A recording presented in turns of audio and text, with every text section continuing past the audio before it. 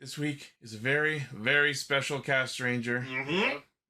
We have here in the studio tonight the four Warriors of Light. Myself, Cell, Paul, and Lane is here. I'm here. Hello! I would not fucking miss this in person, man. Yeah, Absolutely. I mean... I took my paid vacation day to fucking come here. You guys, it's the Gotchard clip show. Like, right? Yeah, no! We couldn't miss it. King-Ohger finale? All year, Gotchard clip show, it's all we've been talking about every episode. King-Ohger was 0 out of 10, no stock henshin, the end. The build-up honestly mid. The build-up has been great, and now it's time for the payoff, boys. Give the roll call!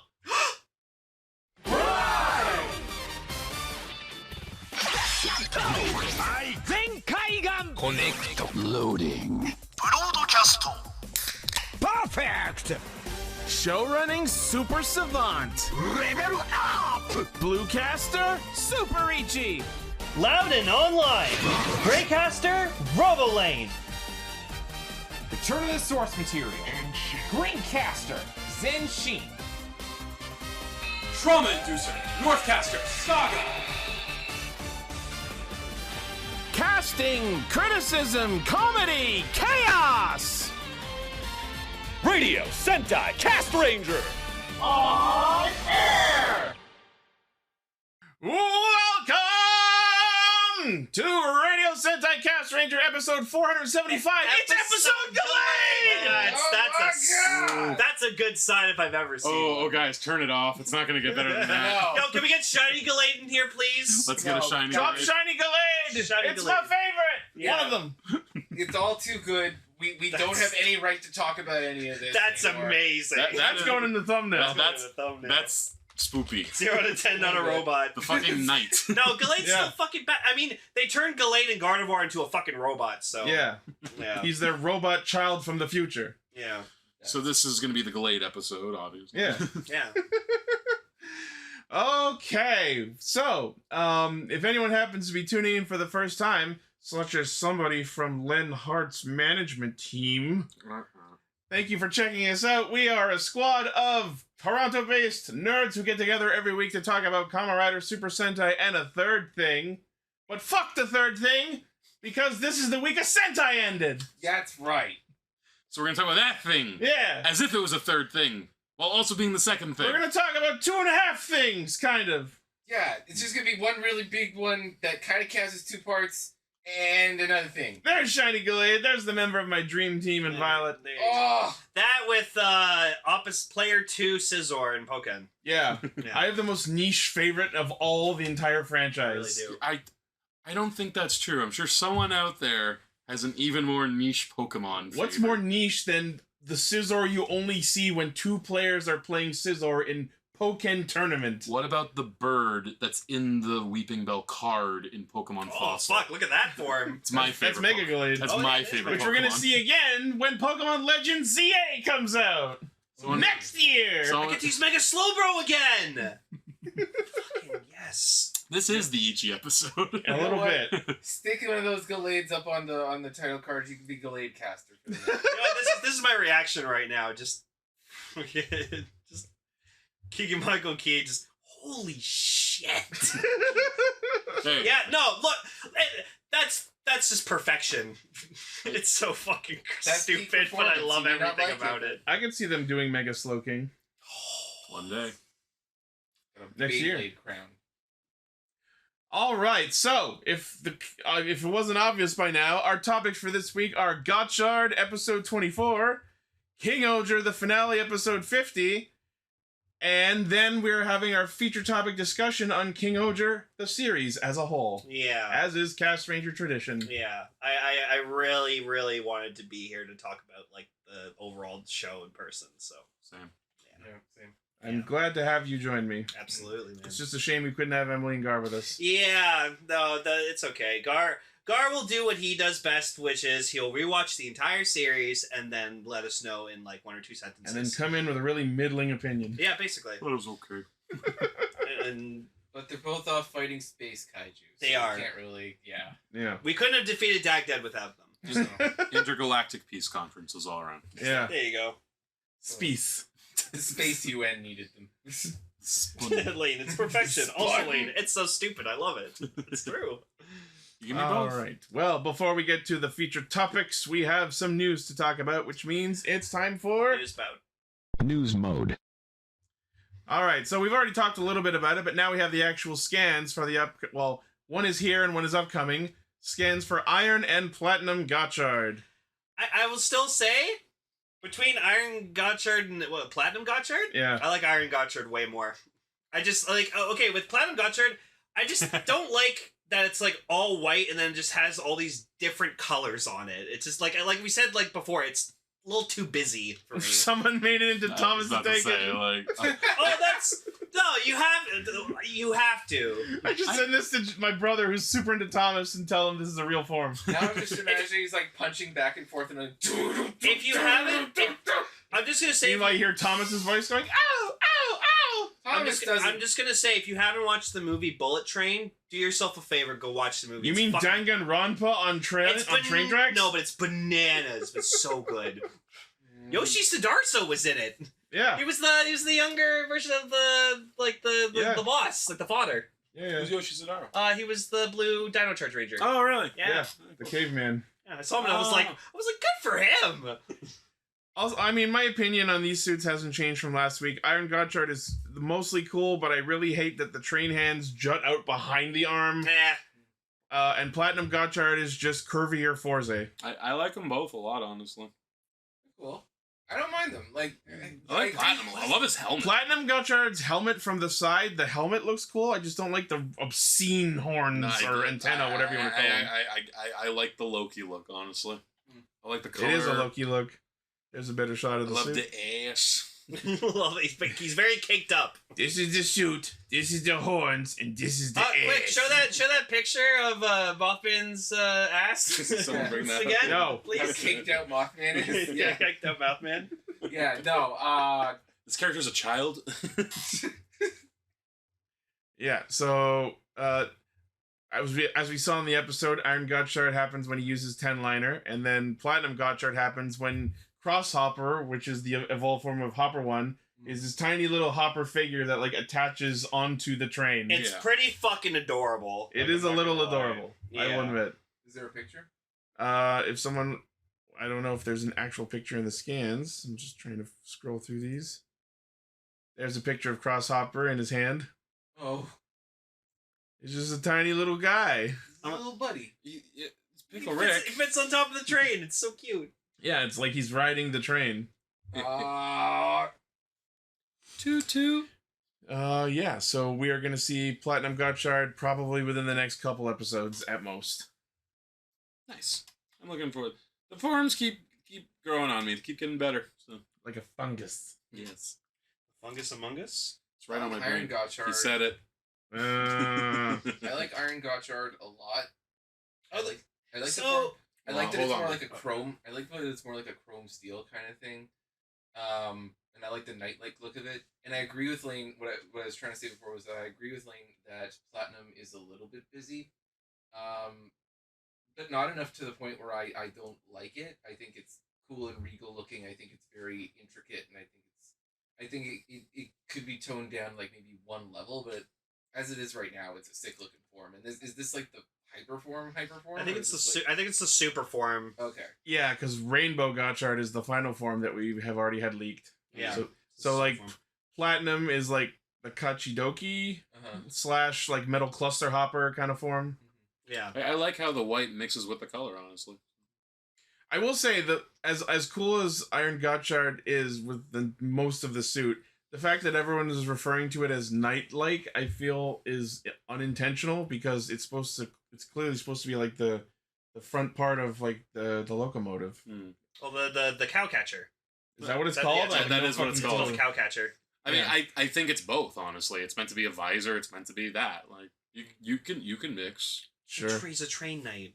He's well, Interpret it how you will. he's well trained. Yeah, there you go. Also, just like kind of sort of Toku news.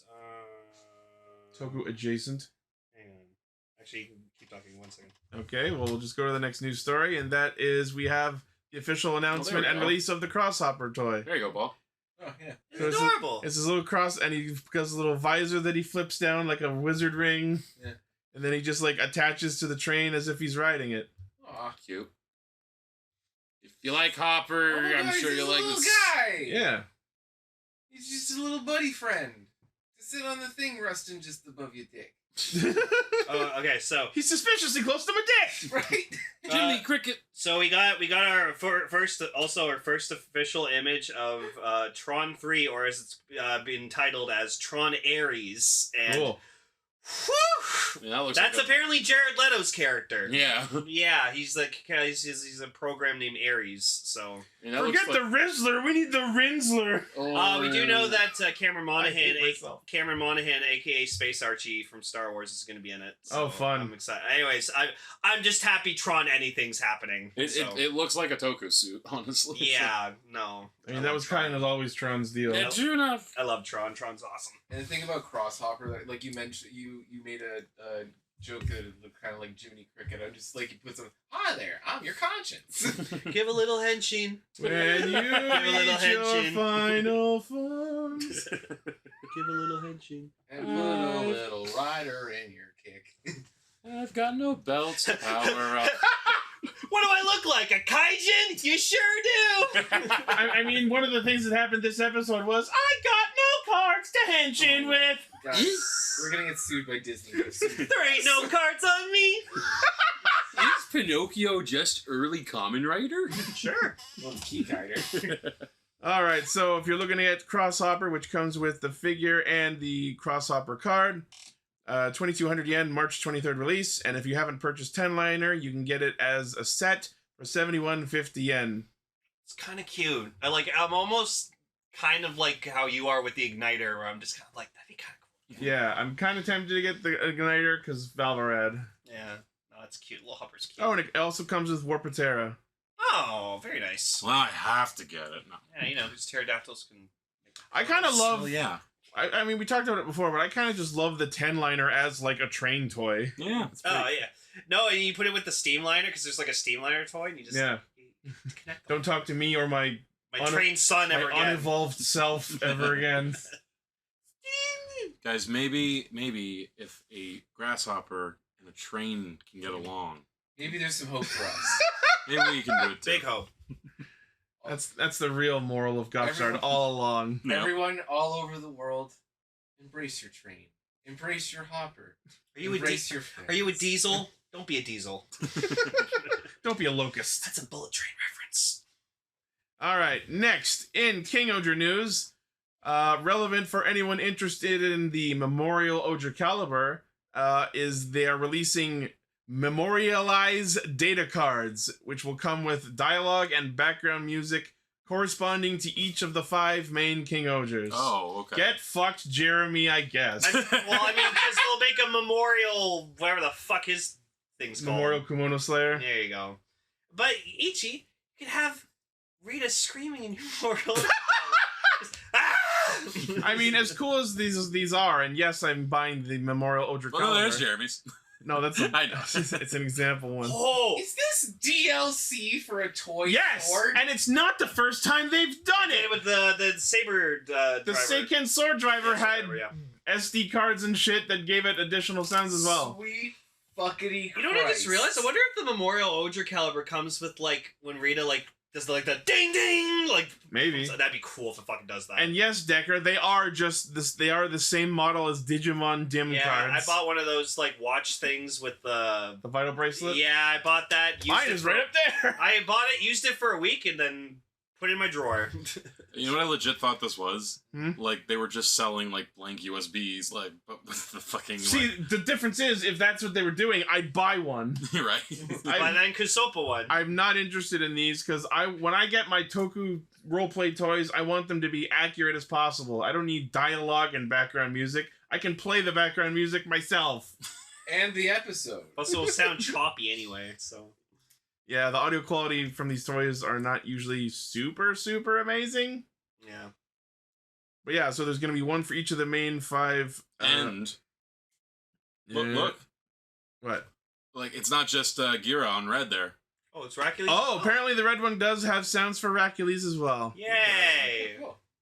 And Sorry for reading it. Yanma comes with Shiokara sounds, Himeno comes with Sebastian, Rita with Morphonia, Kaguragi, and Kuroda. There we Okay, go. there you go. Nice. Very Okay. cool. Wait, was Rackley's the attendant the whole time? Wait, hold on. There's a slight chance that if I buy Kaguragi's, it'll have the Maybe. No, you gotta get Now it. I want it. Maybe they put out like a video advertising and they just show you all the dialogue that's in it. It is funny because in universe I could see these existing just because in Kasopa.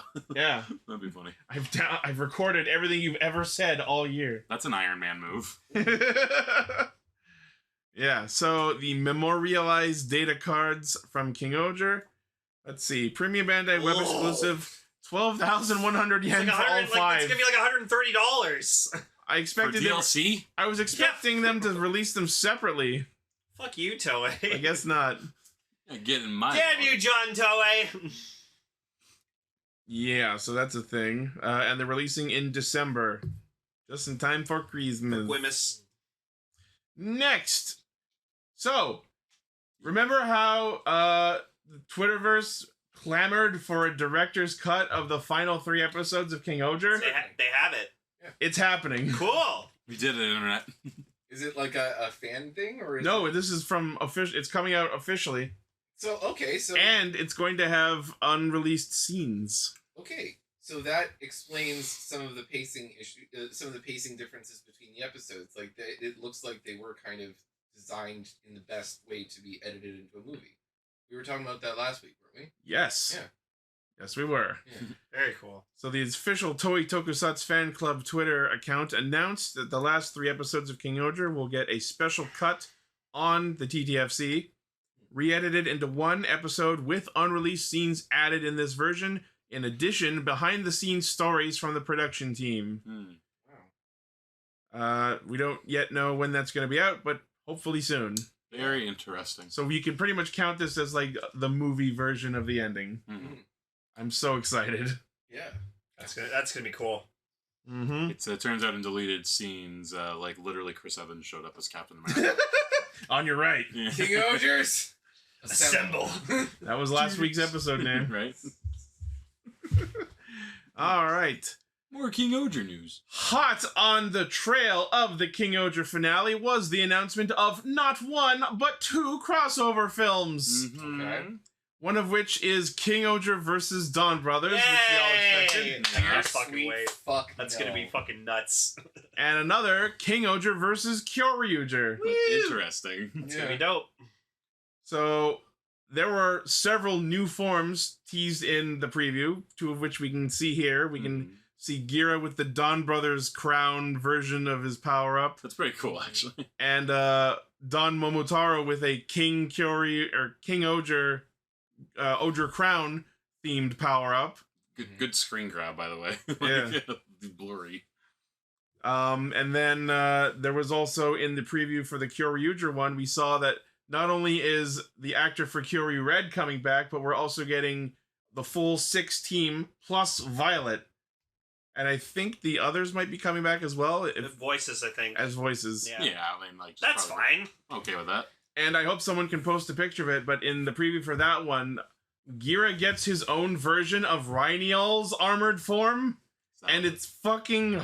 Oh, I cannot wait to see this. Nice. Jeez. Coolio. Hopefully this form will have a name. That is Nah. fucking gnarly. Yeah, and it looks like Kyoryu Red will have a new Carnival-esque power-up form in the movie as well. Oh, damn. Awesome. Cool. Oh, look, he's with his son. Yeah, That's nice. Man, I'm picking a good time to start Kyoryuger. yeah. Yeah. Oh, that's so good. So yeah, those are things that are happening very soon. So let's see what the article has to say about the plots. In King-Ohger vs. Dawn Brothers, the King-Ohgers and Dawn Brothers are now in Hakabaka, the land of the dead. They all died due to various reasons. Yay! Various reasons. So we were kind of right that the Dawn Brothers died and ended up in Hakabaka. There you go. Is that where everyone in Sentai goes to? Hakabaka? Fucking, I don't know. I guess so. I mean, in Is universe. this Sentai hell? Sentai Is this Hell. hentai? Helltai? Wow.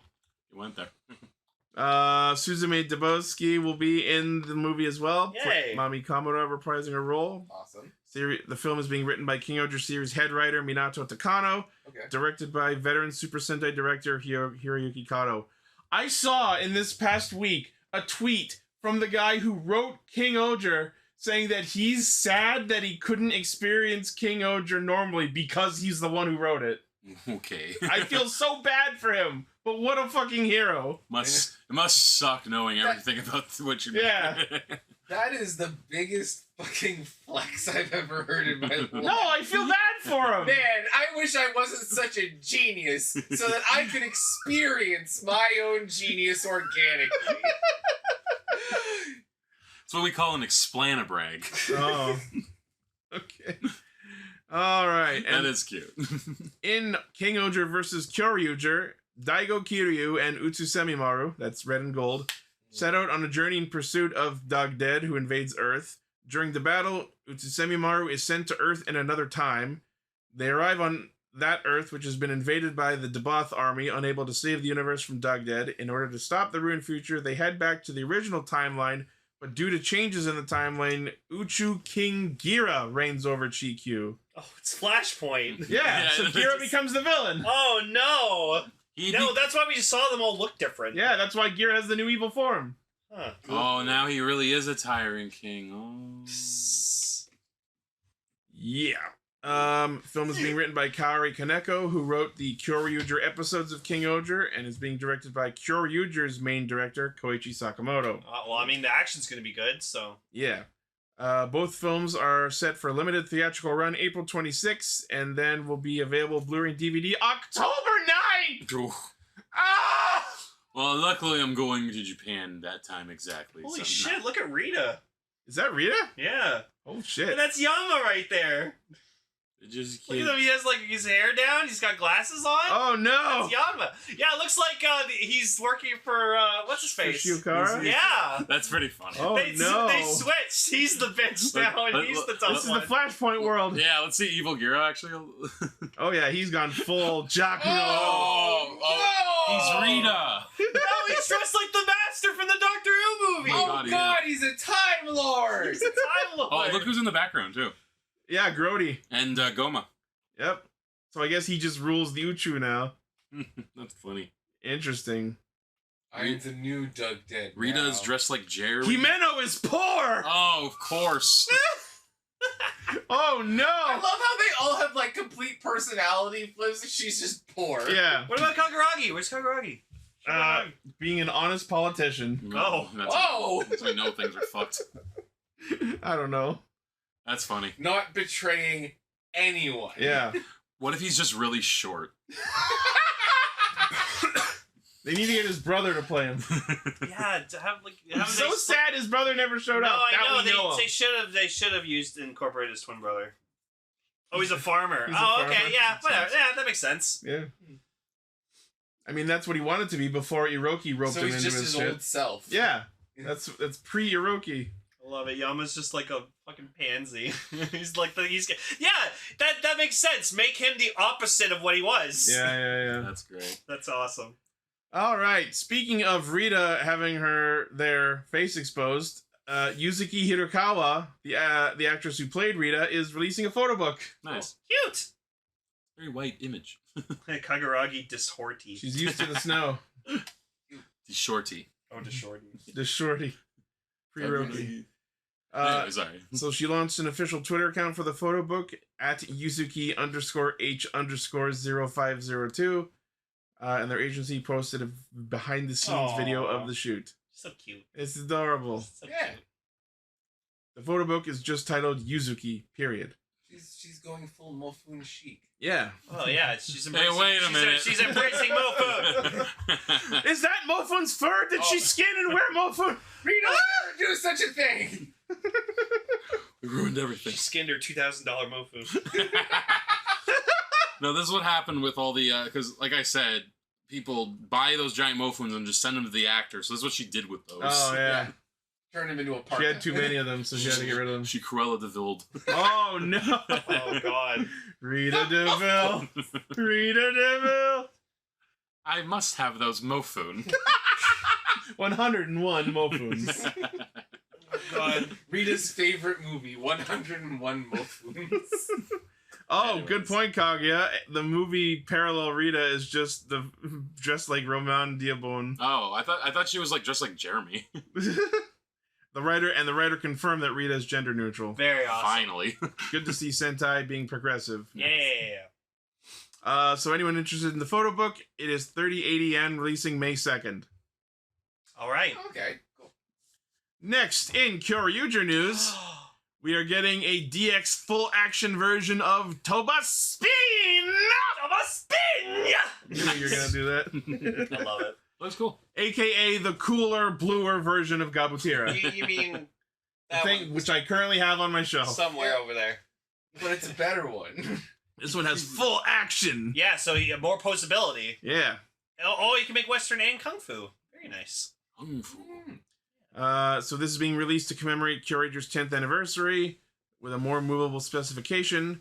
Our next news article is the other ones that are coming out, which are Western and Kung Fu combos, which of course are Zakutor, Parasagan, Ankidan, and Bunpaki. Bunpaki!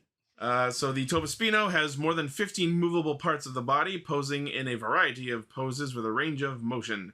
And it can combine with previously released Zudanryu as the item's new limbs.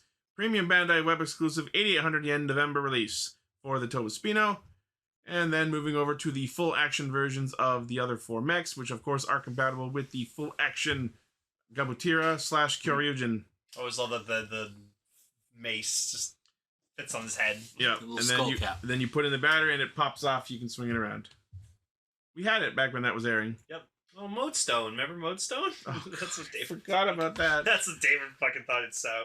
When Kyoryuger was airing, Overkill thought it would saying Modestone when it said Ankidan, and I never understood how he was hearing I that. think he was just being a troll. Yeah. Alright, so Premium Bandai web exclusive for the 4 set of these Kyoryugen, or the Judenryu. Premium Bandai web exclusive, 8,800 yen September release. Yeah. Well, that's very nice they're doing this. Honestly, the only reason it's called Western is because one of the arms is a gun. I don't know why gun plus sword equals and Western Kung specifically. Fu, they use hammers and Flails and hammers. Their naming scheme was not the most on point. Their themes were good though. Oh yeah. There's a thing called a meteor hammer, but it's just kind of a metal thing at the end of a rope, or like a sharp thing at the end of a rope. You just flick at things. Yeah. It's a kunai with chain. Yeah, it's kunai with chain. I mean, Macho is hammer and drill, so... Yeah. Anyway, very cool. And that is the end of the news. Bitchin'. Alright. Yeah, not a lot this week, but some good shit. Yeah. So I was kicking over our McDonald's bag. Yeah, we got McDonald's. Should we, before we get into this, should we actually show that quickly? Yeah. Yeah, let's take a picture of this. Like, we actually ordered Put it in those. the chat, yeah. Yeah. Like Toku McDonald's, basically.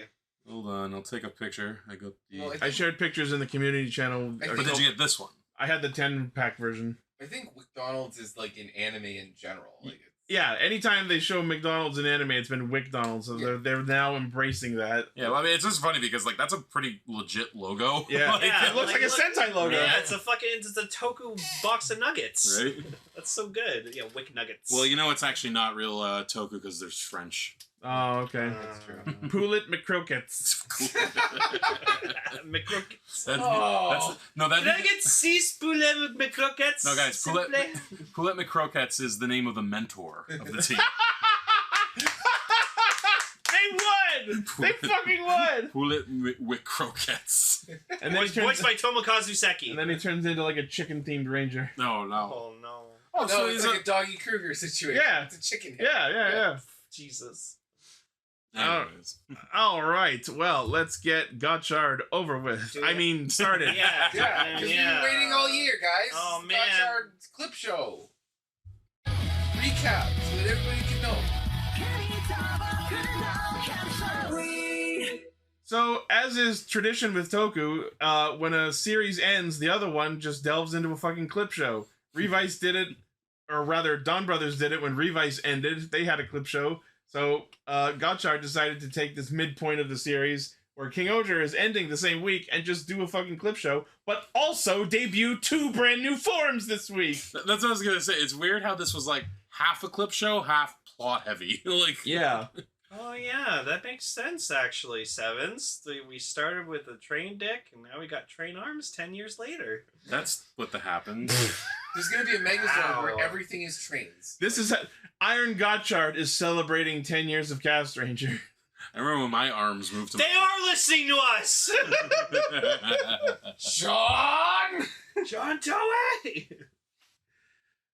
So yeah, the episode literally starts with a fucking flash forward right to Iron Gotchard happening. Just like, in case you haven't been spoiled enough, here's what's happening at the end of the fucking episode. No, it's because it's like, they're like, this is a clip show, but we're gonna show you the reason you have to stay for the episode. They're just like, wait, don't go! This thing is gonna happen! We promise. For God's sakes, it's gonna be okay. You can watch King-Ohger in a minute. Just, for God's sakes, we got new forms, guys! I think King-Ohger airs first. I was gonna ask actually. Yeah, which was first? No. They a couple years ago they swapped it so that Kamen Rider airs first. Really? Okay. Yes. Okay. I know because the last couple weeks I've watched King-Ohger live on Twitch. Oh, I see. Wow. Anyway, Astonishing. so on to King-Ohger. Yeah, So this episode starts with the plot about a plucky and problematic little eraser Pokemon. It's breakdancing. It's adorable. I love the fact that we're just seeing the props department at its very best. Someone actually took An like a eraser. Staples eraser, like a business And depot drew a eraser. fucking face on Drew it. a fucking an admittedly well drawn face. Sure. Pretty good. Yeah. Pretty good. Then they added like some like paper or something like to be the clothes or something. Yeah. But that was just the Well, logo the jacket. arrow. Yeah. Just meant to be Every like the Kemi logo card has. jacket, yeah. It's cute. Like, But yeah, it erases it. So like Hotaro's mom like comes in and she's like, where's my food I bought? And Whoops, we right erased here. it. must have forgot that didn't get Oh, it I guess yet. I didn't. I'll go get it again. yeah, I'll go get it again. Yeah. They're just like, you idiot. Inadvertently showing that this eraser dude is quite possibly the most powerful being in Toku. What are the limits of what it can erase? We Like, don't know. This is a real King Carrot situation. Yeah. Not only did it erase Hotaro's mom's groceries, it erased all the data of all their Kemis they have. And so Looks like we gotta have a recap episode to recollect all the data.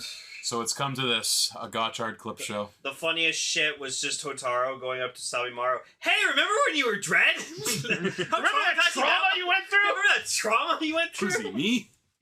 Shows a shot of him just like in the dark, sitting down, just destroyed. Sevens. No, the thing they're not releasing is P Bandai Kezuso. The thing they're releasing on PA Bandai is the new ring charger things that Sabimaru Yeah, made. it's like, oh, Rene loses a lot of energy when she becomes freaking Jade, so it's like, oh, we made this nice stand so she can charge a ring. Premium Bandai coming December 2024. Fucking I mean, They're gonna do it. I mean, it's both a display like a display holder sort of thing and an active part of the toy, and it is just a ring. That's how they get you. And if you spent hundreds of dollars on the ring, which you probably did if you own one of the rings from Band, like Well, the ring comes with the Alchemist driver attachment for the driver. Yeah, but I mean, like when you're like, I'm thinking that's gonna be more for like your cabinet. Like Yeah, for displaying the ring next to your belt. Exactly. Yeah, but it's also As part of the above, toy. so beside. Yeah. You're not getting my money. Merchandising. Yep. So yeah, so they like eventually just cut to clips without even like talking over them. They just show. the At one point, they clips. just show a bunch of clips without commentary. Yeah, they're just like... So it's a React channel. Yeah, no. Dudes, I was so cringe back then, you guys. When I became Dread.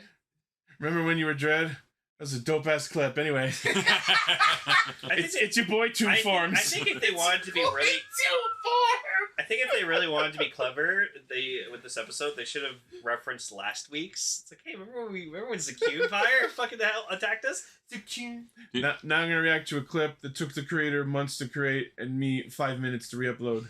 See, now I just can't stop thinking about Dread in a corner twerking to some electric music for like 2 and seconds. foaming at the mouth. It's a dope ass It's your boy, That's a Dread. dope ass form. Anyway, dope ass clip. Anyway. Yeah, so we're making Jax Films references for those who aren't picking up on that. So yeah, we see I some, wasn't. we see some clips, and then we actually get some plots. So we get introduced to the Warp Terra amalgam. Pretty cool. Not the most creative design, but it's not terrible. It's like a pterodactyl, like kind of like clenching on. Yeah, I actually like that. How the wing was draped over it and the head was like the head, and like the beak was like sticking sideways out of the head. The amalgams are weird, and I like that they're a cool kind of weird. Yeah, exactly. Yeah. I also love that we briefly got into like, by the way, I'm only gonna ask this halfway through my fucking show. What's a Kamen Rider? Yeah, so apparently 120 years ago, there was the Alchemist of the Dawn, Kamen Rider, and I just said to Ichi instantly, I'm like, movie villain. That was good. It's gonna be a movie villain. It's gonna be a movie villain. And its name is Kamen Rider. Yeah, he's just the Alchemist of the Dawn, Kamen Rider. It'll be Dawn Gotchard, because we had Daybreak. Oh. Jinx, owe me a Coke. Yeah, Did so we just solve the movie? We did. No, yeah, there you go, Toei. We wrote your fucking summer movie. We know you're listening, John. It's gonna happen. Checks in the mail, right? yeah. It's so bad, it's gonna happen. ATSTs. And We're learning. I love how while they're in the middle of recapping all this shit, completely unprompted, Spanner and Kyoka open the door, walk in, and join the conversation as if they had been there all along. No, fuck off! You're not friends with these people yet. Like, they had to have been, like, standing outside the door listening for, like, a convenient plot break in the conversation to inject themselves. No, the mom went to go get them, specifically. But she didn't come back with them. Well, yeah, because, you know. I feel like Gotchard is gonna be one of No, those. don't. I feel like Gotchard is just gonna be one of those writer shows where it was just like we didn't focus more on it because we had two good Sentais to watch during its running, you know. So You're making a few assumptions about. You're either making a few assumptions about Boom Boomger or you're embellishing about. Boom Boomger's gonna be fun as shit. Got a robot named Bundario Banderas. So you know it's quality. Yeah. I still haven't decided if I love it or absolutely fucking hate it. We'll find out next week. Won't we? Yeah, so Warp Terra apparently, like, Garyon sends them to get Gotchard's cards! Wait. Who sent the origami dragon? It was Minato. He sent it was the origami dragon with the message like, "Come here, and we're gonna strike back against Garyon." Oh, yeah, and they're like, "Oh, okay. I guess Minato was good all along." And this led to one of the weirdest like directing editing choices I've ever seen, where they're like, "We're gonna go get them." Yep. Okay. Like 4 seconds of dead air. But, like, Standing there looking at music, you hear the music in time with the cut. Yeah. They're just standing there looking at each other like, "Yep." And then cuts That's back what we'll do. Back to them in a new location, running. Like, no right? music. I have a bit of an eye for this, but you can just see the actors were waiting for a cut. Yeah. Like they didn't want to break characters. Like, okay, maybe they want some like. Did someone else have a line? Well, like, because that's what you do with when you act. You don't just end the scene then walk. You like allow a little bit of like time for like B-roll flow, Yeah. like, a little bit of but you cut in editing. Like, See, I'm just imagining like David Lynch was at Toei Studios that day, and he walked in. He's like, "What's going on in this room?" And everyone was like, "Oh shit, it's David Lynch." And they were just, like, he's talking, and they're about to do the Oh cut shit! It's David Lynch. in Japanese, but you know. Oh shit! no. Is that Stopping you right Is there. that famed non-Japanese director And, like, David Lynch? And like, Fame David gaijin Lynch is just like, no, don't cut them yet.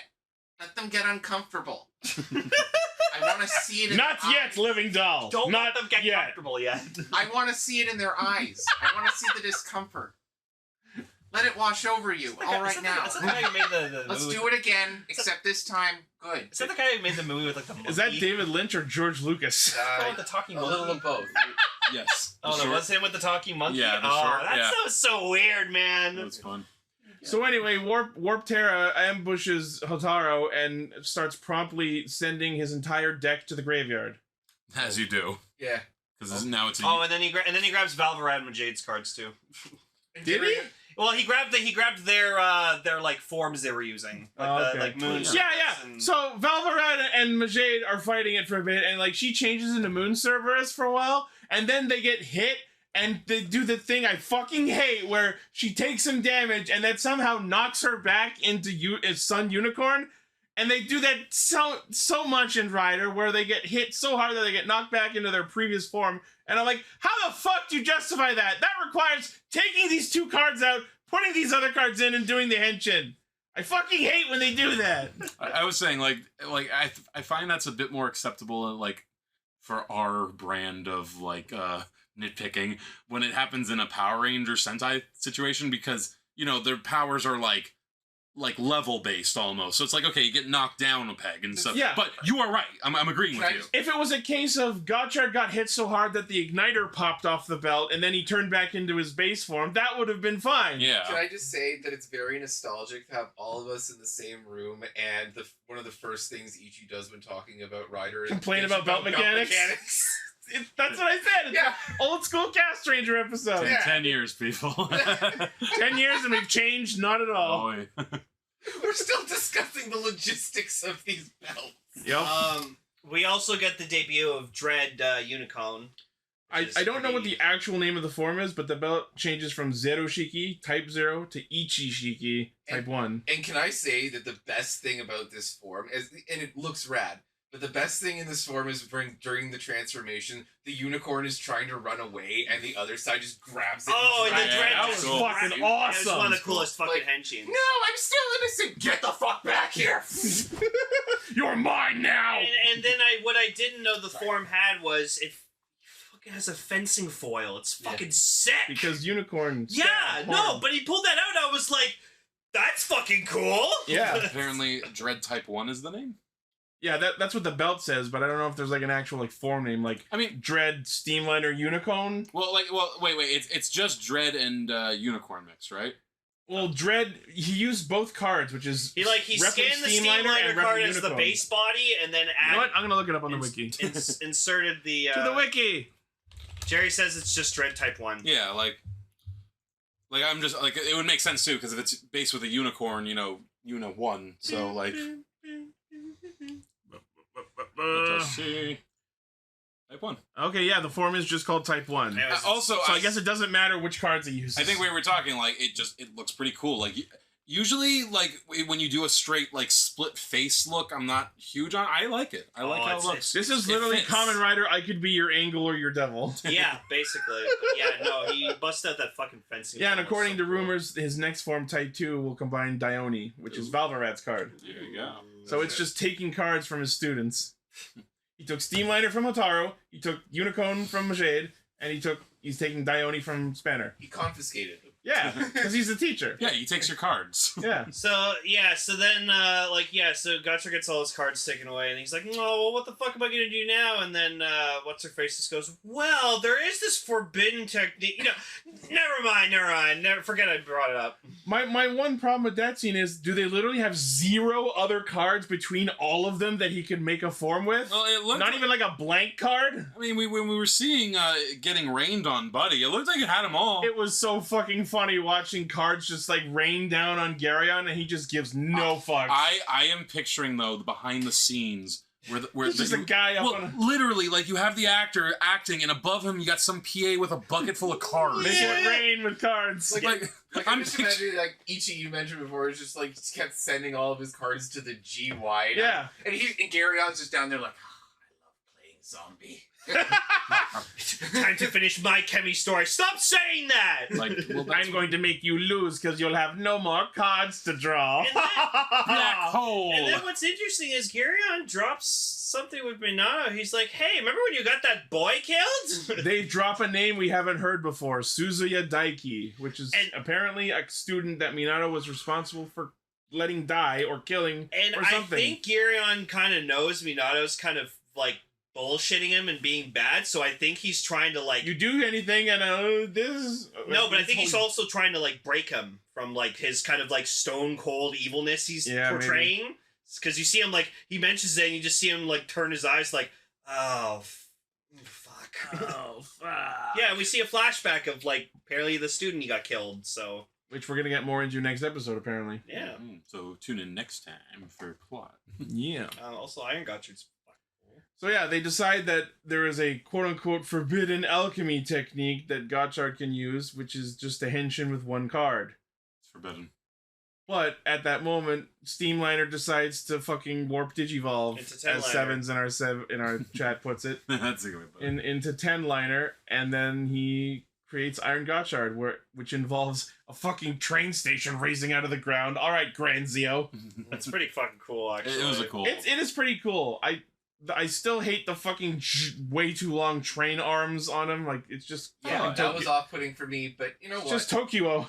Yeah. Got gains. I also love that you can see trains. I love that you can also see Gotchard's eyes behind the helmet. Yeah, that's a cool design choice. This is Kamen Rider, no train, no game.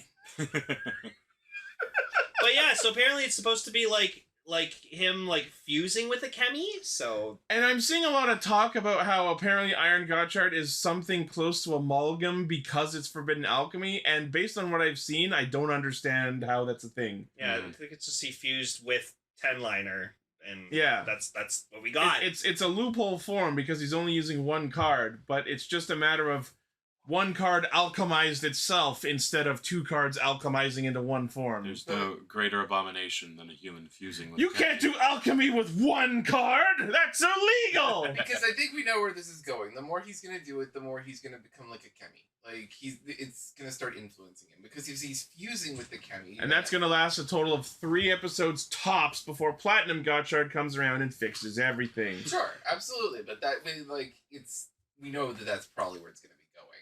Yeah, see, it's kind of just it's the predictable tropes that you could see happening in this situation. Yeah, I hope he turns into a dog person. I'll do it. I'll use one card. I swear I'll do it. Right. Only a fool would play God. I'll show you. Shigachenko. just cue the theme from Yu-Gi-Oh! My head explodes. Oh, there it goes. I told him. I can see the fabric of creation. Rush, rush, go, rush, sayonara. I'm gonna like do that with like what's it called, the Fenris card, where it's like, no, I must become it. You just put they put a piece of tape over one of the slots. Now you have to use one card. No. Oh no, they've sealed one half of the driver. It's forbidden. They poured Gorilla Glue into one of the slots. I know. I can only use one card. The only card that can save us is Gorilla Sensei. Gorilla Sensei. You look at it, it's like what Lane said, like there's tape over it. This is the work of Red Green. he's at it again. I thought about him in so long. That's for all you Canadians out there. It's a very old show. The Ancient Alchemist. I'm just thinking to myself, if you just used Gorilla Sensei, would it just turn you into Harambe? Always comes back to Harambe. Cards out for Harambe. Cards in the GUI for Harambe. He requires 2 sacrifices. But yeah, I'm looking forward to seeing.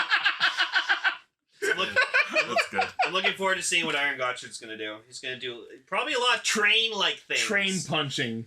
Yeah, it's gonna like steam. No, rev up. he's not just gonna be. He like shoots the trains off his arm. Absolutely. His down punches. Yeah, it's gonna be awesome. If he says "choo choo, motherfucker," and I mean the fucking Gotchard, like the chime, it says like "she bad she go." So that gave us Tokuger flashbacks. Yeah, it says Shupat Shunko. It looks like Tokuger as a Kamen Rider. The comparisons are staggering. It makes you wonder. It was like Jerry in the it's chat. Tokuger's 10th anniversary. Yeah. Jerry in the chat. Malcolm's about to get railed. yo, Oh no, Wing Malcolm's or Patera. Warp Terra. Yeah, Warp Terra for Malcolm's fucked. Yeah. Because you know what? He's gonna try to warp away, and the trains are gonna follow him into the warp and hit him. Yeah, Because probably. they're fast treats. You just hear that fucking Denliner horn. Imagine Denliner just came out of fucking no. They're gonna do that. They're gonna turn Iron Gotchard into some fucking like Deno legend rider form for Gotchard. Just watch. He's gonna have like Denliner arms. Oh god. That's gonna be sick. Just imagine he's got like a rocket punch or something, and like if someone dodges it, like rails happen and like the fists go along the It's rails. gonna be like the Denliner's one arm, the Zero Liner's the other one. That'd be sick. That'd be cool. Like a Deno That's if they Zeronos use like a Deno and a Zeranos card. Yeah, that'd be kind of cool. I admit. hope Wagon shows up. Hey, handles in all the right places. Stop saying that. Yeah. I remember I did that one time, and someone was like, he's like, "Stop doing that." You can do that uncannily well. I know. I do that to my coworkers. At work. No, my own coworker just bursts a laugh. He's like, "You're too good at that. That's scary." Suspiciously good. Yeah. So next week we're gonna apparently get some shit with Minato. So I'm honestly like, you letting this man simmer. I want to let him cook. I want to see more about this guy. I'm interested to learn more about Minato. He's interesting. He fucking, that unicorn form's so fucking cool. Yeah. It is.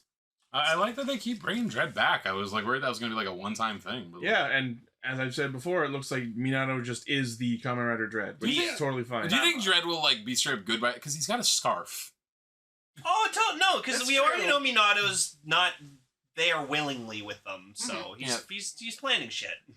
If Dread actually ended up being a good like rider in the end, that'd be or rider like. Well, that's why unicorns pure. I'm still on the note of I'm predicting that eventually Garyon will take Dread for himself and will be a all gold themed final form. I think that would be neat too. Yeah. That'll happen. Yeah, it'll probably happen. I remember when And like Paul was saying, it'll have a monocle / half glasses on it. Fucking stupid.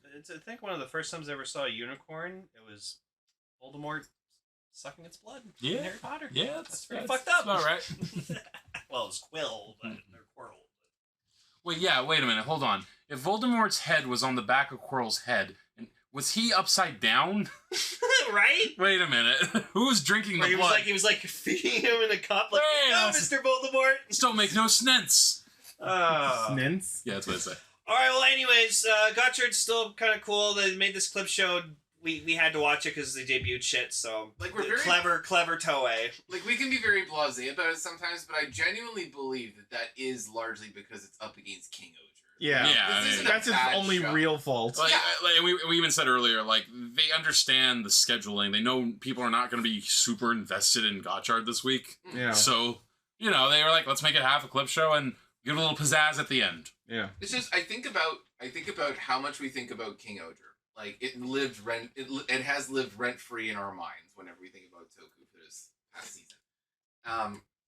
But if Gotchard was running against like a standard issue run of the mill Sentai, I feel like we'd be much more excited and much more emotive in our talking about it on the show Yeah. than we are. But At least a little bit. Yeah, it's like because me, Paul, Sel, and Gar, we have like our own little Facebook chat where we talk about movies and stuff. But ever since we saw Godzilla -1, now we always have to talk about Godzilla -1 at least once in our conversation. To the point that as like this I thought was kind of fun. Like our chat is called Flicks and Shit, and I renamed it recently to Flicks and Shit in Godzilla -1. Yeah, because we keep talking about that movie all the time. yeah, sometimes it'll just be like a daily reminder that Godzilla -1 exists and is great. And then all of us go. "Rah, rah, rah, rah, rah." Toho. All right. Well, Lane, would you take us in for the last time? Okay, Bazo.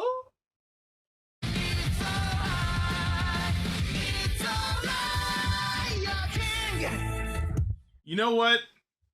Toei? No, it's not all right. It's not just all right. It was amazing. Pretty good. Pretty fucking good, guys. We'll never King-Ohger in this town again. Until the movies. I will seldom King-Ohger in this town again. All right, Christopher Walken, calm down. Don't you have an empire to look after? Doom Part 2 out now. So, whereas most Sentai would end with a helmetless roll call, this episode starts with a completely suitless kind of roll call. I mean, that works for them, honestly. They've always been about being non-traditional, so this Yeah. kind of works. Yeah. They really like showing off those costumes. Yeah. Because it's Spend a lot nice. of money on those, man. They are intricate. But the thing that really pulled me aside mentally was just like as they were all walking up to do their introduction, we see for the proper first time Rita just fully out there in her normal clothes, excuse me, without the mask covering their face. They're just fully out there. Yeah. Yeah.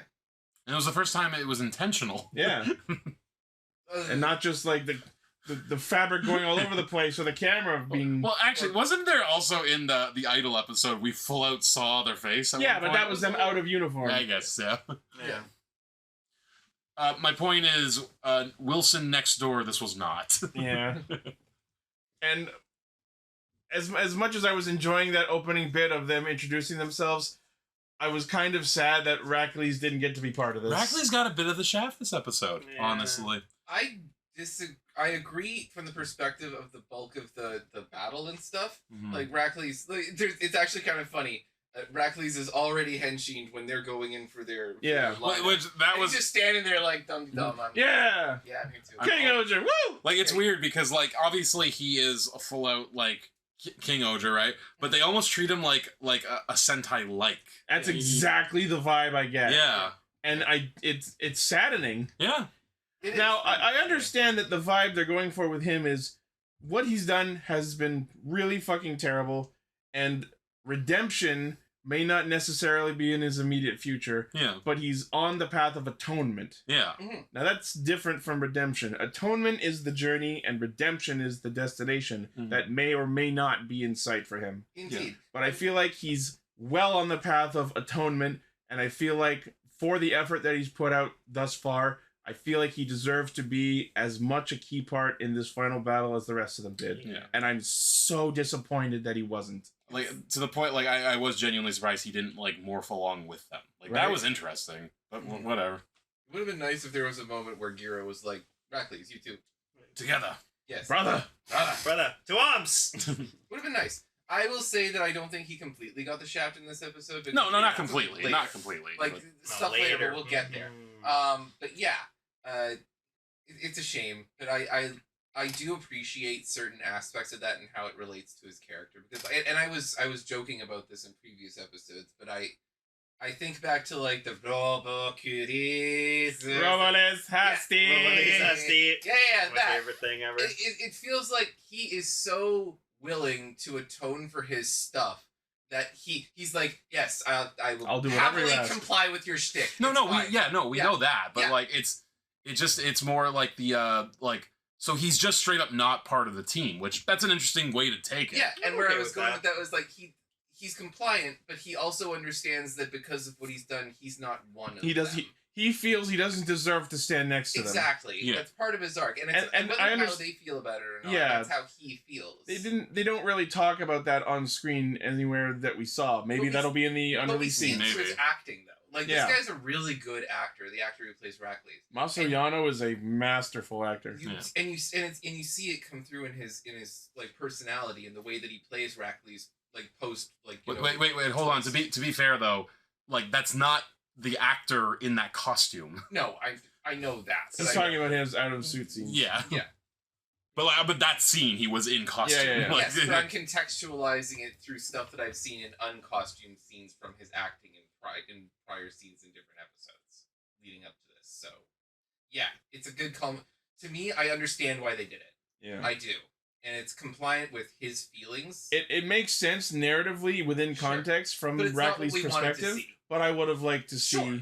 Yeah. him like, this is the final battle. You're just as much in this as we are. yeah, and again, I think a big part of that comes from like the suit, because the suit is one of the suit. He does not look like a Sentai like. He looks like No, a Yeah. Sentai member. no. I think Sentai has an actual term for what we would call a Sentai like. They call it Bangai hero. Mm. Things like Blue Centurion. Exactly. Yeah, exactly. That's the term they use. Yeah. But yeah, like it's a good episode. Okugata is visually and functionally just as much a King-Ohger as the rest of them. Yeah.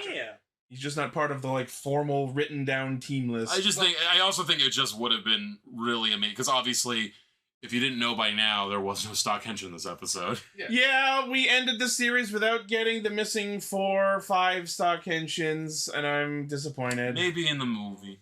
But that's all I have left to hope for. Like my whole thing was like when we saw the 6 like souls like light up.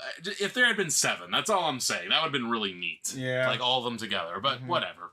It's a good episode over because that's not what it's about. Yeah, no. That's just me putting my weird fixations out there for a sec. And he says, but it is kind of sad because he does say, "We are the Ohsama Sentai." Yeah. So, the battle against Doug Dead begins, and while everyone's fighting, the nerds are off in their corner of the battlefield attempting to recreate immortal life. Okay. Ichi, I have to ask you something because, like, in the scene, we see the nerds. They're on their computers. They're like, "How are we gonna do this? How are we gonna do?" And someone hands what was his nuts? Kofuki is the scientist from Shugods, and quote unquote someone hands him a lollipop, and the implication is that that's Vidalia from the Rackley specials, who was dead. Like who? She was the scientist. No. Like who? Like the lollipop? The person who handed him the lollipop is implied to be Vidalia. Well, because she was the only one who had those lollipops. Well, as we learned last episode, death means literally nothing. The explanation that I'm going to assign that is Vidalia also came back from Hakabaka and no one paid her any fucking attention. Well, they probably just couldn't get her actor back. That's probably possible. Yeah. That is probably the canon explanation. Like, a bunch of people got a day pass from Hakabaka, and she was just one of them. Okay, but here is my question for you, Ichi, because, like, I said... Like, I just blurted this out. Oh my god, because he said that's how we're gonna do it. I was like, are they gonna encase like Dagdead in amber or something? Because that lollipop kind of looked like just something, like something like, you know, you'd see a bug in, and I was like, that'd be interesting. And then you said you're not completely wrong, but then I was. What I thought you were talking about is, are they going to encase the power of eternal life in amber? Oh, okay. Yeah, because that's what I thought they were gonna do to defeat Dagdead. Was, we can't kill him, let's trap him. But we can get to... But that's not what happened, obviously. No. Sure. And can we just say that, like, they do figure it out, like, because of the visual aid of the thing, and they say that they're going to make a vessel to be able to create the power of immortal life in. They basically create a giant, like, cybernetic, digital, some kind of, like, giant Shugod soul-shaped crystal, and then... They literally pull a Dragon Ball Z and have everyone give their energy into it like a spirit bomb. But can we please talk about the way that it was worded? Yeah, so give your lives! They announced to the crowd, citizens of the world, offer up your lives to us! And everyone watching, I'm sure, thought, oh my god, is everyone about to commit suicide? Are they gonna do a Sudoku? Are we going to extinct Chikyu in order to defeat Dagdead? No, but it turns out it was just the spirit bomb. Yeah. It was literally just the spirit bomb. Yeah, this is like life energy, that's what it means, yeah. Instead of having one perfectly immortal eternal life, we will make a daisy chain of normal lives, put them all together, and we'll use quantity instead of quality. Yep. The show took a real pro-monarchy stance at the end. Very interesting. And it wasn't helped when one of them just shouts to the crowd, trust in the kings, as if to say, this sounds bad, but we're gonna do it. Just come on. Drink the Kool-Aid, everybody! Yeah! The King-Aid. Just rainbow Jurarira for everyone! Oh, man. You all got Shugod souls! Jesus. Alright, so we should talk about what the actual best part of the episode was. The fucking 3-on-1 fight. Kamen Jim got fucking thrashed. Absolutely slaughtered. Exactly what he deserved. Technically not slaughtered. No, He's alive in hell. Well, I was also going to say this too, because I mentioned while we were watching, Kamijin might be one of the most efficient generals in Sentai. Both in the way he plans things, the way he executes those things, and he's a good fighter. He got away with every plan he ever did, right up until the end. He lived longer than almost anyone else, and he successfully infiltrated Shugods for 15 years. Yeah, and again at the very end we saw, because it was weird because the first one to actually fight him was Jeremy. Yeah, like that felt a little. It makes sense. He was fighting for a little bit, and then he was like, "Oh, but the one most suited to give you the punishment is not me." In comes Deathnarok, channeling the power of Tarantula Abyss, and some part of the back of my brain was like, is he about to turn into a fucking Tarantula Abyss themed reskin of Spider Kimonos? Hell yeah, that'd be amazing. Awesome. That would have been rad as fuck. Black Spider Kuminos? That'd be great. That would have been cool. Death Oja. But no, he like spawned. He goes Ryoga Isen and pulls out the black spider arms and just bashes the shit out of Kamijin, and that's after Rackley's gets his turn. Oh. Yeah, Rackley's gets in there, and he's the one who actually broke his weapon, right? Yeah. It was a great moment. That was really well. He's Like, just so cool. Took turns unloading on this The guy. only thing I think would have made that scene better is if Deathnarok and Rackley's fought side by side at Kamijin at the same that would have time. been really cool. Just yeah. like comboing their moves and shit. Yeah, that'd be great. And like legit, how amazing would that It was awesome that he got the spider arms, but oh my god, imagine if he became If we got Deathnarok Dozer. and the three of them. Yeah. But then the most satisfying thing is he grabs Kamijin And he just drags him to hell. yes, like it's Patrick Swayze in Ghost or something. Oh my god, that was like it's unsettling a little bit because it's very slow and he's like, oh god, no. He's like, yeah, like I was just nope, screaming. It was so funny because like Grody's there and he's just like, "Hi, welcome to hell." By the way, shut up. Shut up! It's so loud in here. We had him for another day, I guess. Yeah. And that was cool because he can't stop whimpering and they just keep closing in on him. It's a very satisfying end for him. And again, maybe in the director's cut there's more of it.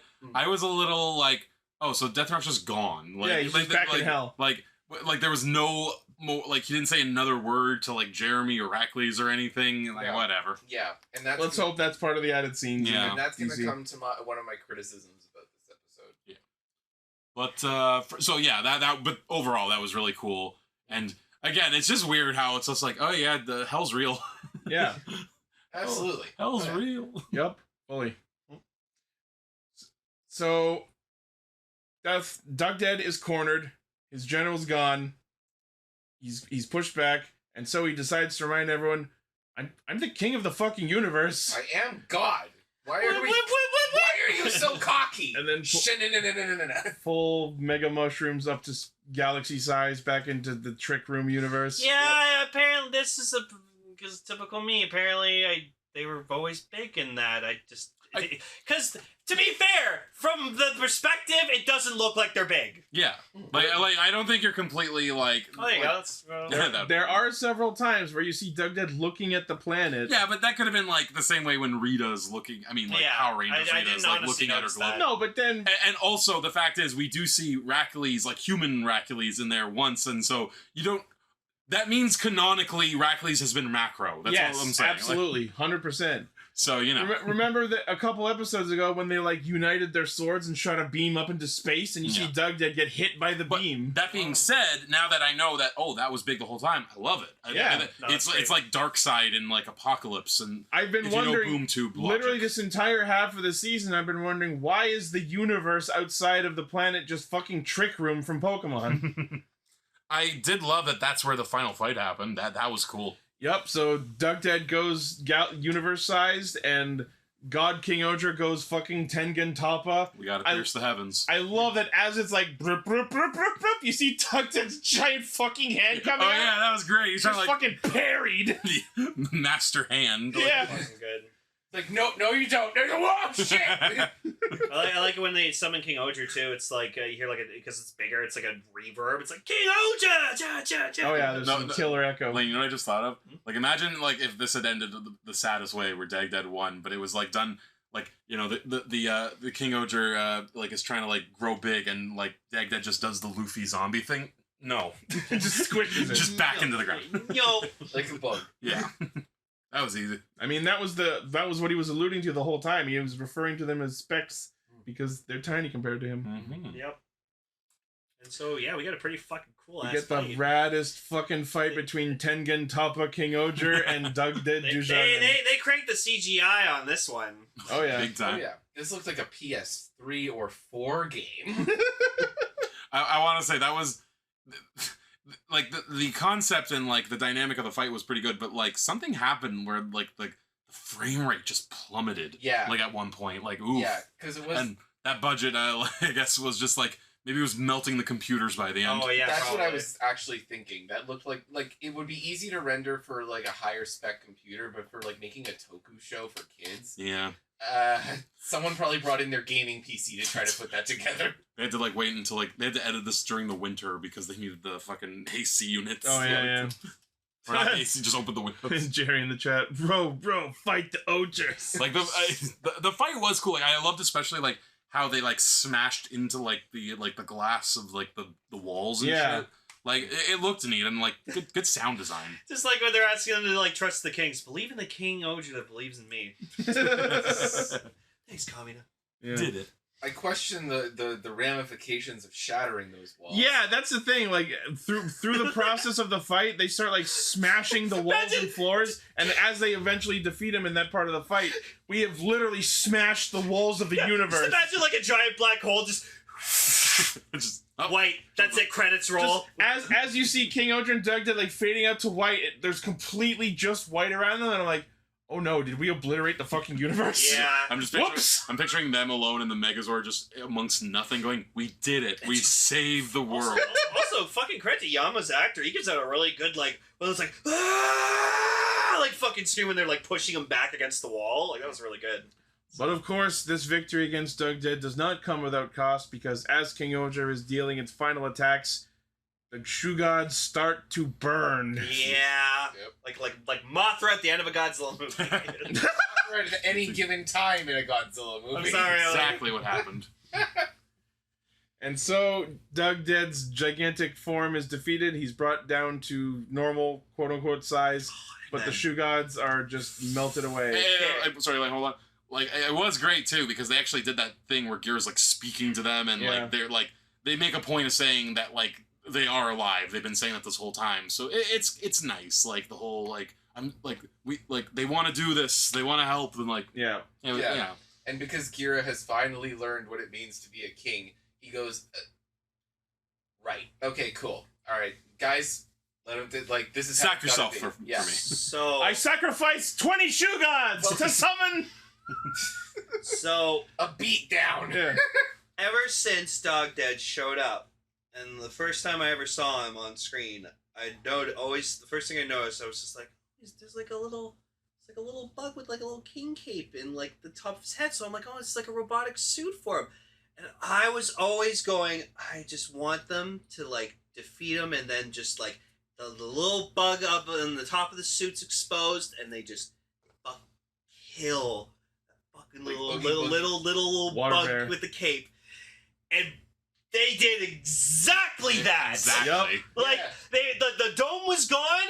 He like tries to he's like, hey, you little fuckers, and then just Garrett just fucking topples him up and just right in fucking half. All 6 of them go in for that It's final so hit. Yeah.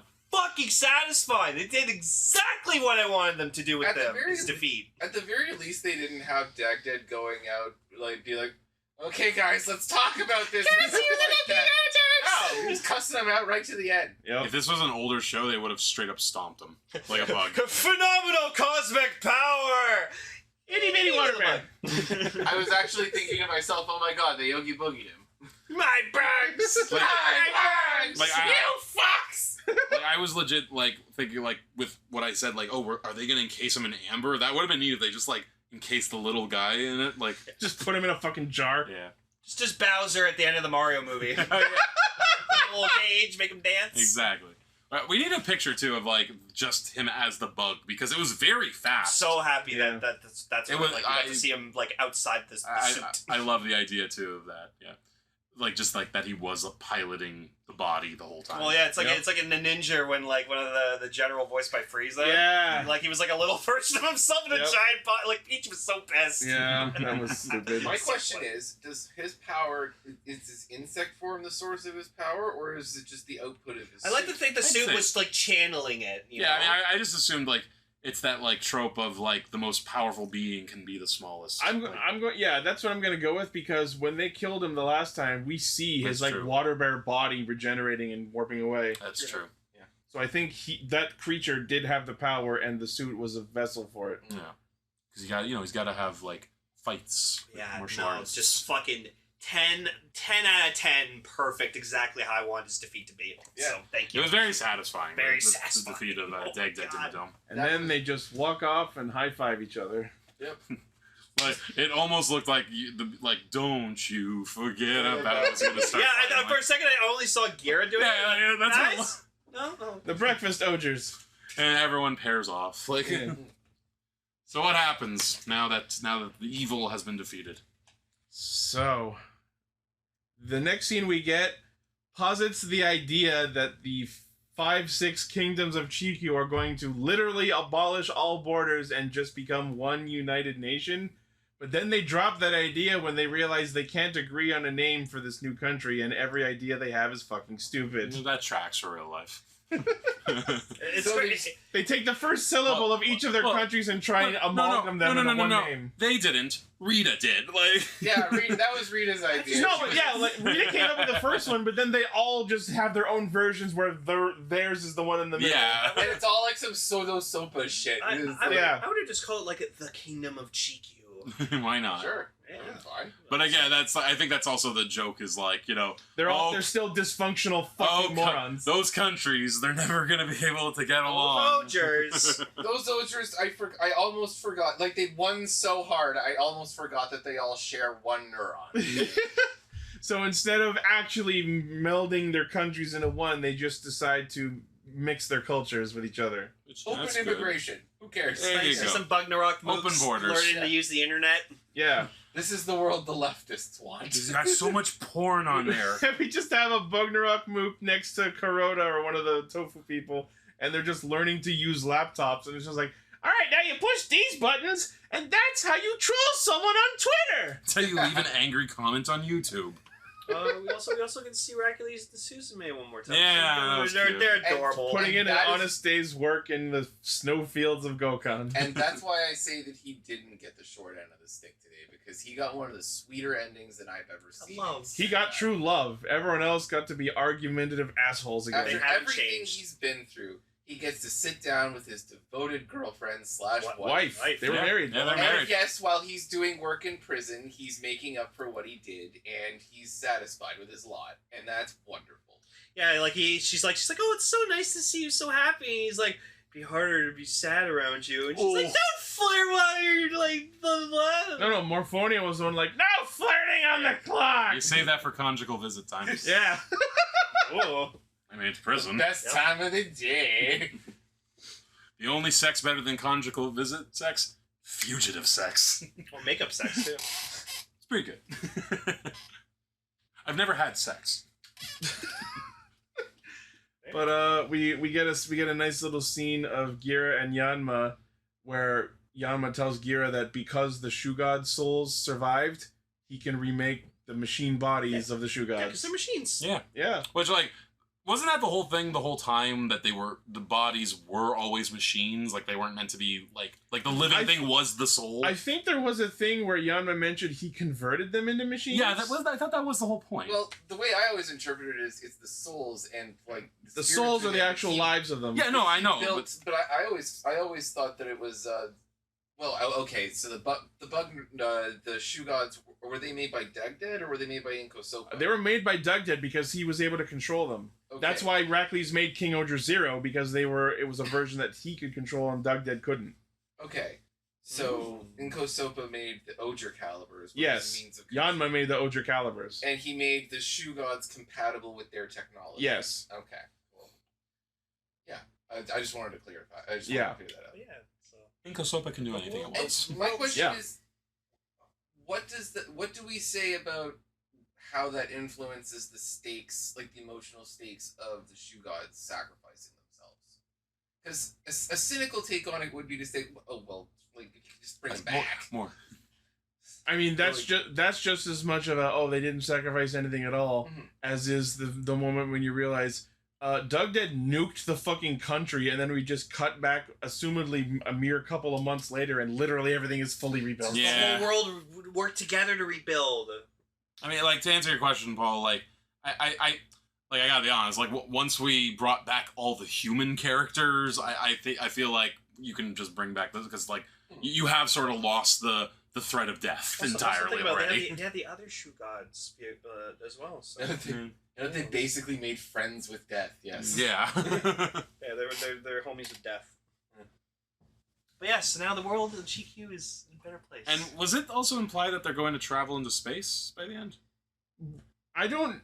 So as the series ends, the 6 King-Ohgers reunite and transform, but it's never stated for what purpose or what they're fighting at the end of the show. I like to think what it is that, like, each of them have an idea, and so, like, they fight over it, and whoever comes out on top, they go with that idea. No, but that would have had them standing against each other to henshin, but they're standing next to each other No. as if they're fighting something else. Ichi, they were clearly facing the threat of Bunbunger. He was driving in, and he kidnapped Gira, and that's gonna be the. All right, guys, you gotta kill Hercules.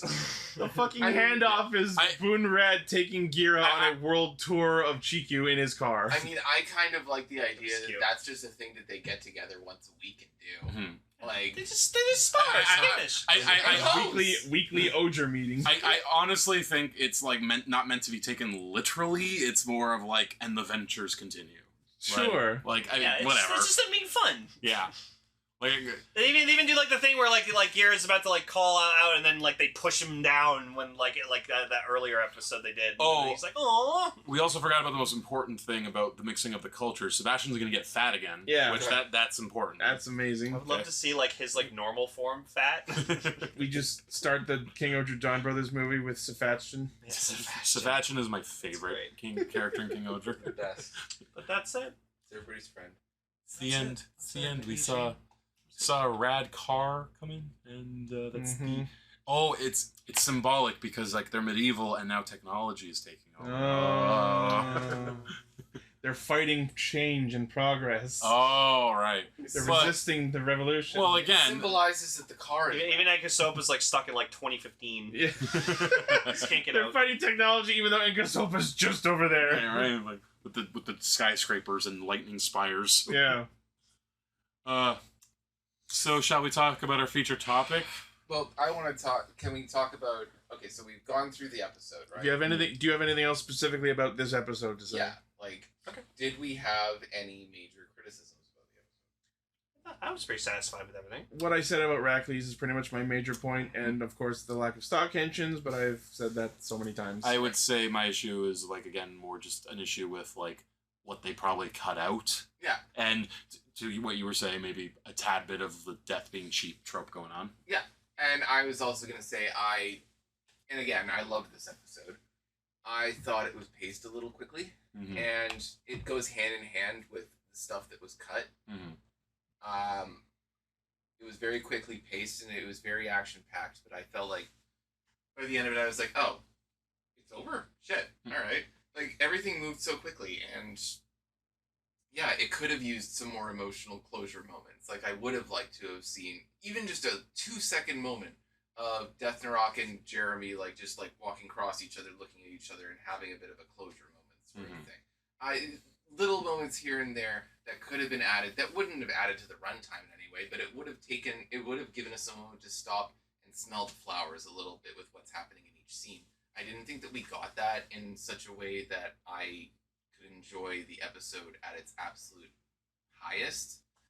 But the content of it, like the satisfying plot aspects are great. It's just in the construction of it, I thought that it was paced a little too quickly and it didn't take enough time to just to give everything clean closure. The problem was this, like, and it's like I said, it's a problem with the whole thing in a way. Like, this is a thing where they obviously had too much footage, and I'm sure, like, under contract, a set number of minutes needs to be fighting.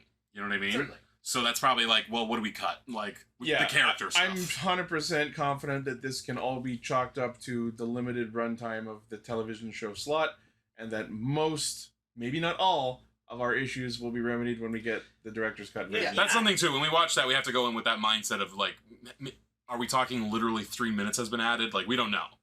Yeah, So- and like probably the writer fought for that too. Maybe. But And he's like, oh, people need the full context. No, they need Megazord type. But also, the issues that we've had with these 3 episodes, with you felt that it was a little bit of a filler issue. Today, I think it's a bit of a pity. Not this episode. No, but I'm talking about all 3 of these final episodes when you think about them as one single thing. Like, all of the issues, like the pacing, the filler stuff, and the use of time stuff, might be solved with the edit because it'll work better. I think that this should have been a movie and not just 3 episodes, because the story and the structure that they were using didn't work well for 3 22-minute episodes. Yeah. And That's my only criticism with these last 3 episodes in general, and the same with just this episode. It has its faults, and I find them to be purely mechanical. Yeah. Nothing's wrong, like, with the actual, like, No, what's going on with the certainly not. characters or, No. like, where everyone ended up. Purely in the gears of the thing. Yeah. The guts Yeah. of the thing. Yeah. But yeah, that would be my criticism. All right. Now we will discuss the series as a whole. So I know everyone's expecting a long fucking essay like I did at the end of Dawn Brothers, but honestly, I didn't put that much amount of effort into it this time. I have like a list of like bullet point notes that I'm gonna go over when we get to each specific section. But I'd like to go first if I can. yeah, go ahead. So I just want to start with Ichi that from the beginning, like when we found out what the show was going to be, what it was, I said to you, like everyone, that the most thing I'd be looking forward to is watching you watch this. And I just want to say that over this year, it's been a fucking treat watching you love the show so much. So I'll just be right back 1 second. Oh. What? Oh, yeah. Oh my god, what did you buy? He did this to me last year he bought me the fucking Dawn Blaster last year. Now Ruh-roh. So, oh my god. Time for an unboxing. because I loved watching you watch the show, Oh and I love you so much. You're my bestest buddy. I have a guess, but I'm not gonna say it. I We got have you no idea what this is either. DX King-Ohger. Oh my god! Yeah. I thought it was gonna be the Crown Lance. No, but I damn. got you. Sorry, I got you the mech. Oh shit! So And there now I you can go. combine it with the castle. Yeah. This is like your favorite Sentai. You have to have the mech from That's so Sentai. cool. You're getting the Ultra Caliber, so I was considering buying King-Ohger Zero anyway. Do you want to take a picture and put it on chat? Yeah, you want to take a picture? Lee? Yeah, I'll do it. So that's yours, buddy. That's nice. All man. yours. Yeah. Yeah. I ordered this like 2 weeks ago, and that's one of the reasons why I wanted to come down here in person, so I could hand you that in person. This box is giant. Oh no, it's huge. Like Kelly was telling me, she's like, oh, you should like just put it in a bag or whatever. I'm like, no, I gotta keep it in the box. So I got God Ant, you I'll guys. take that. So, yeah, yeah, so that's all. and then I ran out the door. Right now. So yeah, man, like it's been a blast watching That's you. awesome. Love this show. Thank you very much. You're very welcome. Wait sir. a minute. Opens it up. Dawn Brothers. Damn it! Anyways, so I guess So instead of going like one by one taking turns, Yeah. I think it'd be better if we just go topic by topic and then everyone says what they're thinking. I think that would be the best. One thing I do want to say quickly, specifically to me, this is the first Sentai I've seen every episode of. Congratulations, you picked a hell of a starter. Yeah. It's all downhill from here. Yep. Nothing will ever compare. Kyoryuger who? Yeah. I'm enjoying Kyoryuger. We are watching Kyoryuger with Cell. I'm introducing him to it. I'm enjoying it. We're in the mid-10s so far. You met Kyo Gray yet? No. No, not yet. Okay. He's my favorite. Anyways. He's met Cyan and he's met Gold. Oh, isn't Sang just lovely? Yeah, he's a I fun. love he's him. a He fun owns a character. bar in Japan. Oh, really? Yeah. Yep. That actor seems interesting. He's a fun guy. Lady. Anyways. All right, so first topic, the music. I am still absolutely not sick of the King-Ohger theme song. No. Not at all. Very good. It's really good, in It fact. is a jam. It is a bop. I was saying that to you guys earlier. I've actually been listening to a lot of Sentai themes lately, just all of them. Uh-huh. And the King-Ohger theme is definitely in the top 3. Absolutely. Like it's still like I prefer like songs that I can just listen to as a song, not just as a like a Sentai theme. Yeah. For those of you curious, the other two would be Kaku Ranger, of course, and Geki Ranger. Yeah. Fucking love Geki Ranger theme. So Agreed. I think my favorite's Q Ranger's theme. Yeah, no, they're a lot So of fun. fucking That's a awesome. fun theme. Yeah. But yeah, like the music I always felt was like, especially the main theme, was so perfect for what they're doing. Just you want that high energy. Yep. You want that like a bit of that epicness going on. Like, okay, question for all of you. I don't know if what is your favorite part of the song? So my favorite's when, because I always pay attention You're to. really gonna ask me that? So Okay. Well, I always I like when it's like going like King of Kings. It like shows like the mural of like all of them and like their like special abilities like pop Yep, out and yep. like especially when Guerra's transforming into the King? special. Yeah. Oh, that's so fucking cool. You? Is that the, I mean, obviously, it's the part that sounds like 60s Batman. Well, like my favorite part is actually it's not the very end, but right before the end when we're seeing all the retainers, Yeah. like where like that part. Yeah, like I yeah. fucking love that part.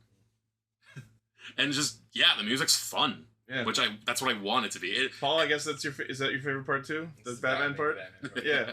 It's bouncy. I enjoyed catchy, learning it's fun. those lyrics. Let's put it that way. Yeah. Oh, yeah. It's different. But it fits. It's bouncy. It's fun, and it's memorable. It's, to me, yes, it is my favorite part of the song. Yeah. Nice. Sadly, no ending song. I was about to say, yeah, that's interesting. Not every Sentai gets one. No. What would it have sounded like? Maybe something like this. I don't know. And the quote-unquote dance for King-Ohger, sadly, god-awful. Well, you can't get them all right. Yeah. It's very. I feel like these guys didn't really have much experience dancing. This show, in general, feels like, and maybe someone can fact-check this, but it feels like it was made by largely an amount of people who have not been the most familiar with Sentai and its tropes. I can see that, actually. That would make a lot of sense. That would explain so much. It would explain why they didn't do stock engines, why roll calls were almost non-existent, why we didn't get an ending theme, and why the dance feels like it was thrown together in an hour. One of the things I've always said about this show in general was this feels like a Sentai that forgets it's a Sentai. This Yeah. is Christopher Nolan's I think that's what they were trying to go for the show. It was just like we're gonna make the most non-Sentai ever. And I think it has to go hand in hand with the fact that this show tried something new with the way it was filmed. Yeah. Big with, time. with the CGI effects and the giant fact that the giant flat backdrop. 80% of the show was filmed on in this fantasy CGI world Yeah. with So this new it's imaging technology. The George Lucas. It's gonna feel weird in Boom Boons. You're just going back to like actual like live sets. Oh, I see so many people on Twitter being like, "We're outside again!" Yeah, no, Oh God, the depth of field. Oh! I'm picturing the crew, like, because, like, you know, they probably use the same crew, being like, "Oh, natural light! Ah, the light! Oh, we can see the city and cars driving in the background. No! The horrible life-giving sun!" Enemy of Wad. The indigestible ogres! I thought they were quite digestible, in fact. Yeah. You know, very good characters. I mean, I guess... Snacks. That indeed. I guess we can use that to segue into, like, the story itself, though, because, like, yes, it's not the most, like, conventionally told Sentai story. Like, one, like, you know, this is on a different planet. Yeah. Like, a different planet that's, like, cosplaying everywhere you go. Yeah. Which, okay, like, you know, that's pretty high concept for this sort of thing. Sure. I cannot overstate or properly articulate at all how much I enjoyed the world, the setting, Yes. the lore, the story. As a fan of Final Fantasy, JRPGs in general, there could not have been a setting or story or lore or anything that catered more to my sensibilities and aesthetic preferences than what I've seen here this past year. I mean, right? Because, like, one, not only, like, the medieval knight theme, then, hey, why don't we also just throw a cyberpunk city in there just Yeah. because? And it's the Blue City. Right? Oh, God. And the best part about all of it too was it made you play Fortnite again, so it makes me happy. Well, it can't all be good. I think the term that we're looking for here in terms of like the Sentai aesthetic is elevated. Like it is very different, but it is Yes. also extremely. Sometimes elevated. literally because the castle was up on a very high platform. Sure. and you know, like, to be fair, just so we're not, like, just, like, sucking that dick too much, like Gar, you know, a little bit too much with it, but he is right in the sense it did limit it to a degree, you know? Sure. But at the same time, they went all out. The best thing about it was that it performed so well and did all the things they did that were so ambitious and new and different within the limits of this technology. Mhm. And this was their first time trying this new tech. And they pulled this off to such a degree. And, like, what you said earlier, too, with, like, just, like, the world feels fleshed out. Like, yes, each of the kingdoms very tropey, very JRPG, don't get me wrong. But, like, it felt lived in. It felt like, oh, yeah, the people from there, they're from there. Everyone felt, like, unique and different outside of just everyone having a different costume, which I appreciated. Mm-hmm. Yeah. Like, you felt, okay, yeah, that's a person from Inkosopa. Yeah, that's a person from Tofu, and so on, exactly. And not just because of what they were wearing, you know? Yeah. Sure, they all carried themselves in different ways. They all had different attitudes, and in a lot of ways because they're citizens of a nation, they're the same. But like, it's a cultural identity, and you can see that even in a mixed crowd, like in this last episode. Like in a Star Trek-y way, where, like, you know, every country wears a hat, sort of thing. Part of the interesting thing about the early parts of King-Ohger was just learning about the world and the peoples in it. as opposed to most Sentai where it's just Japan. And okay, It's just Tokyo. obviously has to be said. It's been said before. A lot of the cues in this were taken pretty much from Game of Thrones. Like the idea of like the different kingdoms and like they each had like their own like sigil and like specific like flavor that everyone sort of like goes up the ass. Yeah. And there was the political intrigue of the nations being at odds with each other at the start. Rita's stance is directly Ned Stark's stance. Like that was a straight up homage. Like I'll show you a picture later.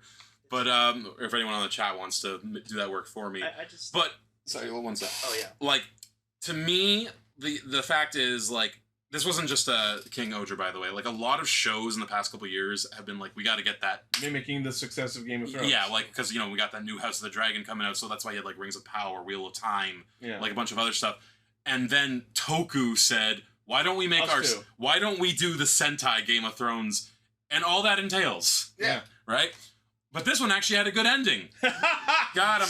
Yep. Dragon Lady. That's because it lasted for 1 year, right? Instead of however the fuck long. Well, no, it's because George R. Martin actually finished the King-Ohger books, so Yeah. Are you implying that George R. Martin ghost wrote King-Ohger? Could you fucking imagine? Maybe not ghost wrote, but like in an Elden Ring sense, he came up with the characters. He wrote the lore. Yeah. Yeah, he helped work on Elden Ring. And then Rackley's Hasty came out, turned around, and swung his mighty Valyrian steel. I mean, Ohger caliber. Dug dead. All of the hatred welling in him. Gira Husty went on a unexpected ride from Gakuagata and shit himself in the process for Both how of their scared he ears was. were throbbing with power. Like, okay, first of all, I love that you guys have turned George R. R. Martin into Peter Falk for whatever reason. George R. Martin! I was hearing Mo Sizlak. But, like... We're the King-Ohger experience featuring Rackley's. That's pretty good. But for something that, like, clearly did have, like... something I might do one day is actually go through King-Ohger again and just try to pick out every reference. You should just make a video where we just, like, frame side by side I'd actually everything. because, like, comparison. Like, it wasn't... Because here's the thing. It was homaging, not ripping off. Yeah. That's a good distinction to make here. Like, and it's interesting from my point of view because I've never seen Game of Thrones, but I still fully enjoyed the show. Yeah. You've seen House of the Dragon, though. Yeah. But that said, though, this is more high fantasy than Game of Thrones, and you like high fantasy in general. Yeah. Yeah. Like, this is, even though I said earlier, this is a Sentai that doesn't Sentai a lot, there's still a lot of Sentai stuff. Oh, yeah. Sure. Which, again, what I'm hoping is that Game of Thrones steals from this now, and all the castles turn into the animals. They turn into mechs. Yeah. Castles turn into robots. By a giant space god who's controlling all Westeros. I mean, Lane... Where do you think all the dragons came from? It's a theory called the Vulcan spaceship, and I'm not getting into that here. George R.R. Ohger. I'll tell you when you're older. George R.R. Hasty. Although one specific thing that I never really talked about the entire year that I feel is worth pointing out. So Ishibana is the country of medicine and beauty, and they're like, they're the best at treating, injuries and such. Why were their quote-unquote hospital beds flat and hard and no matters or anything? Well, you see, we spent so much on the CGI budget. Quantity. We couldn't afford a mattress? No, quantity over quality. A little bit. True. But yeah, like, despite the 99% of the setting of the show being all, like, high fantasy and such, I think the existence of Enko Sopa as, like, a modernized, far beyond modernized, just, like, neo-future sci-fi world was so fucking fun. I'll say this, though. It's a show made by Japan. Did you really think they weren't going to include a never underestimate the resilience and talents of a bunch of fucking nerds? Right. This is just my personal bias speaking, but I'm kind of sad we didn't delve into Enko Sopa's advanced technology a little more. Yeah, the fact that they said that, like, we can grow organs now. And The I'm only like, thing we really? the only thing we really got to see out of them was their like video games that they like brought to the festival. Because again, an entire country run by a bunch of fucking nerds. Yeah. Like, that honestly was probably more of a means to the end. Like, why would, like, a medieval, like, setting have this much technology? Yeah. And I will just have one guy have it. Well, when you think about it, like, they do have giant robots. So Yeah, but those robots are 2,000 years old. Yeah, Ooh. like- I have an idea for like a special, like a movie. We should have like a movie about like the origins, like the founding of each kingdom. Yeah, man, that'd be So good. maybe like If we got more into the 6 warriors from Like, 2,000 years ago. Picture this for Enkusopa, okay? Hear me out. So Enkusopa's like, it's the most, like, rundown, poor kingdom and stuff like that. But then there's this one little building, like, out in the outskirts, and it's like, it's like put together technology. It's just this one guy, and because of this one guy, he eventually, over time, turned Enkusopa into, like, the technical marvel that it is today.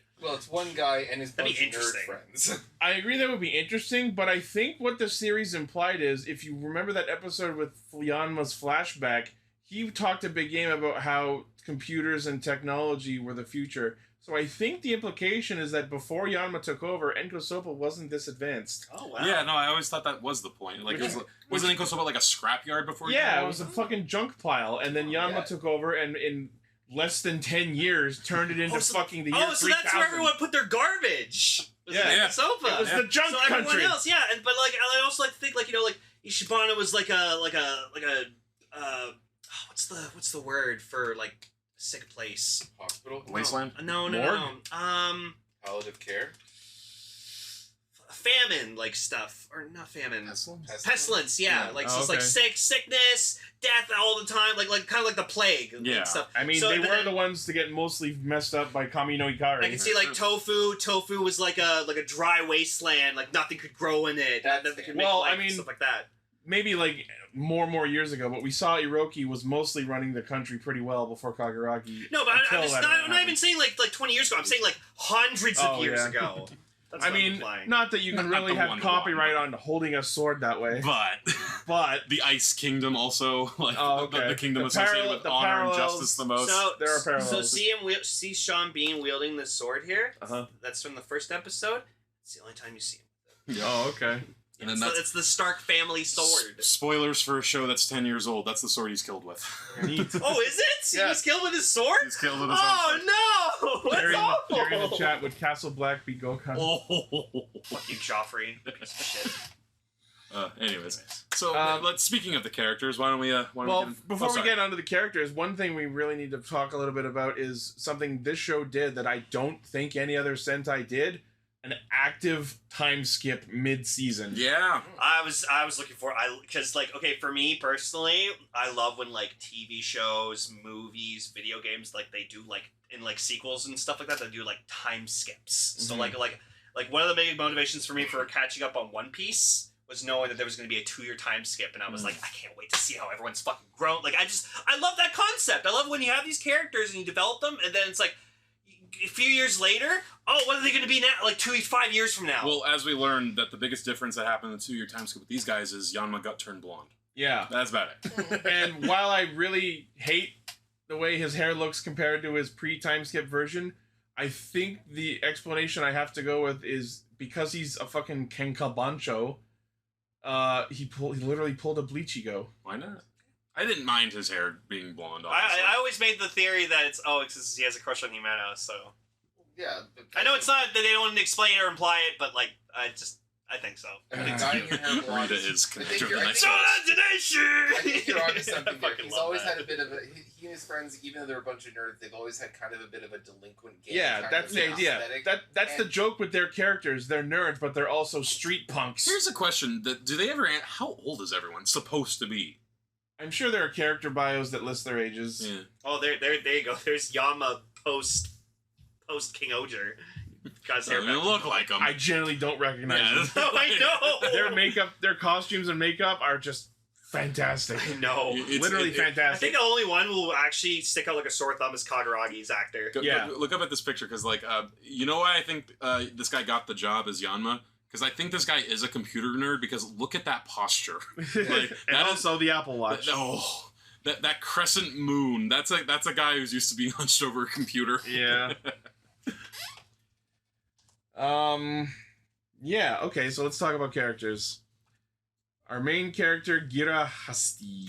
Adorable. Passes the red test. I don't hate him. Yeah. Yeah. Yeah, no, like he sold me with that first episode when like he encountered Hercules and he just had that one moment where like Hercules was telling him like, oh no, I don't give a shit about you guys, blah blah blah blah blah blah blah, and you just see him just like you see him just stand there and you just see him like make this face where he like closes his eyes, turns his head away, and you just like you could tell like fuck, this guy's acting like super well, and that was the moment I was like, oh, I'm gonna care about this motherfucker. I think out of the main cast, Gira is the best at portraying emotion. Yeah. He wears his heart on his sleeve. Well, he cares about people. Except for when Rita goes, ah! Yeah, that's just raw human emotion. Well, right I mean, there. like emotions in general. Yeah. Rita's the best at the one specific emotion. That first time she does it, Rita does it, and like the camera zooms up out for it. Like I keep that as like a clip of when I'm going through like a mental struggle. Yeah. I mean, my go-to is now like the "Stop Breaking the Law" asshole with Rita, with Rita screaming as it. Like, that's a great one. Yeah. But with Gira specifically, like again, like Reds tend to have a problem for me where they're either too obnoxious or too perfect. He's not either. Yeah. He's annoying when he needs to be, and in like a story sense where everyone is annoyed by him, not just like us, the people at home. Him being dumb and annoying in the early game made perfect sense within the story. Yeah. Whereas other Reds who are stupid are just stupid for and not a well-explained reasons. He's meant to develop and learn along with the themes as they're presented in the show as it runs, and and he's good at that. He's a likable character. Yeah. And yeah, he's a really functional Red. I'm so happy he stopped the evil laughter. I'm like, thank God. I'm gonna talk about that. I feel like it took too long for that to finally actually peter out. Like we had that one specific festival episode where the other Ogers turn him like, you know, you can just be a king. You don't have to do the evil king shtick anymore. But like that's another thing with his character that I like though was that he grew. Yeah. Like he wasn't just the same guy the whole way through. Yeah. Like he learned like you know, I'm not gonna say he learned responsibility because he was responsible the whole time technically, but he learned how to channel it better, I think. Yeah. And you know, he had the right intent. He just had to learn what to do with it. Like you know, obviously, this isn't a Game of Thrones thing. This is a fantasy trope of like the idea of like the young king who isn't ready. Yeah. One could say a Jon Snow type, but the idea is that like he's like, you know, am I going to be okay for this? Am I going to be right for this? And you know, another fantasy trope I like his advisors who are actually good. Like Duga, I remember telling him like, well, I think that's why you're going to be good because you're not sure. Yeah. Like you're like, but you have the resolve to try. He had to learn to let go of his naivete, but he didn't mean that he had to let loose his ideals. Exactly. There's a difference between those. You know nothing, Gira Husty. Yeah, we didn't have a redhead love interest. Which is hilarious because Gira is also a bastard. Oh, wait a minute. Damn it! He is the Jon Snow of fucking Sentai. Again, to say that there is no ripoffs here would be disingenuous. Gira Snow. Yeah. Gira Snow. Actually, that's what I'm going to do. I'm just going to make like a flowchart of who everyone is. Like, so Rackley's is Jamie, Gira's John, Just Dabowski's Littlefinger. Like, just fucking just Yama, just like I want to piss off the top of Caucasus Castle. Is Yanma Tyrion? Sure. Why not? He drinks and he does things. Yeah. He did. He drunk the coke shit. Exactly. I just want to post that gif of Tyrion, just the one where he's like smiling with his eyebrows. Yeah. Does that mean he even knows Cersei? I wouldn't put it down that. Hold on. Oh, Wait, I have no context. We've just been seeing YouTube just like pause, like, oh. Wait a minute. shame. Just there with their haircut. You know what? I'm actually going to be thinking about this for the rest of. I'm actually going to try to come up with who each person is. So let's keep going with our discussion, and I'm going to be working on it in the background. Hold on. So yes, let's. So one thing. Good character here. One thing specifically with regards to how Gira's character interacted with this being a Sentai show. One thing that kind of bugged me at first, but I feel like was a huge narrative payoff at the end, was the fact that Gira almost never referred to himself by his full name. He always just called himself Gira. Even during the very few times they did a roll call, he was Jaku no Gira, whereas everyone else used their full names. And while that kind of annoyed me at the start, when we finally had the big reveal and the reunification with Rackley's, and they finally changed it, even so much as adding his last name on the character credits in the opening, and then he reintroduces himself as Gira Hasti after that point. Yeah. That was amazingly significant payoff, I think. Yes, like it goes to something that the show just did well overall was set up and payoff. Yeah. Like, he just didn't and- want to acknowledge his evil brother's name. Exactly. Yeah. And consistent writing too, I noticed. Yeah. Like the idea like for better or worse, like the idea the fact was they kept going with what they were doing. Yeah. And again, like just what you just said there, that's a great example of that. Exactly. Like, and also, I mean, I guess like we should rank him on like in a Sentai sort of way, like great fighter, like Oh, too, yeah, like that, sure. like he. Which is especially impressive considering he had no real training.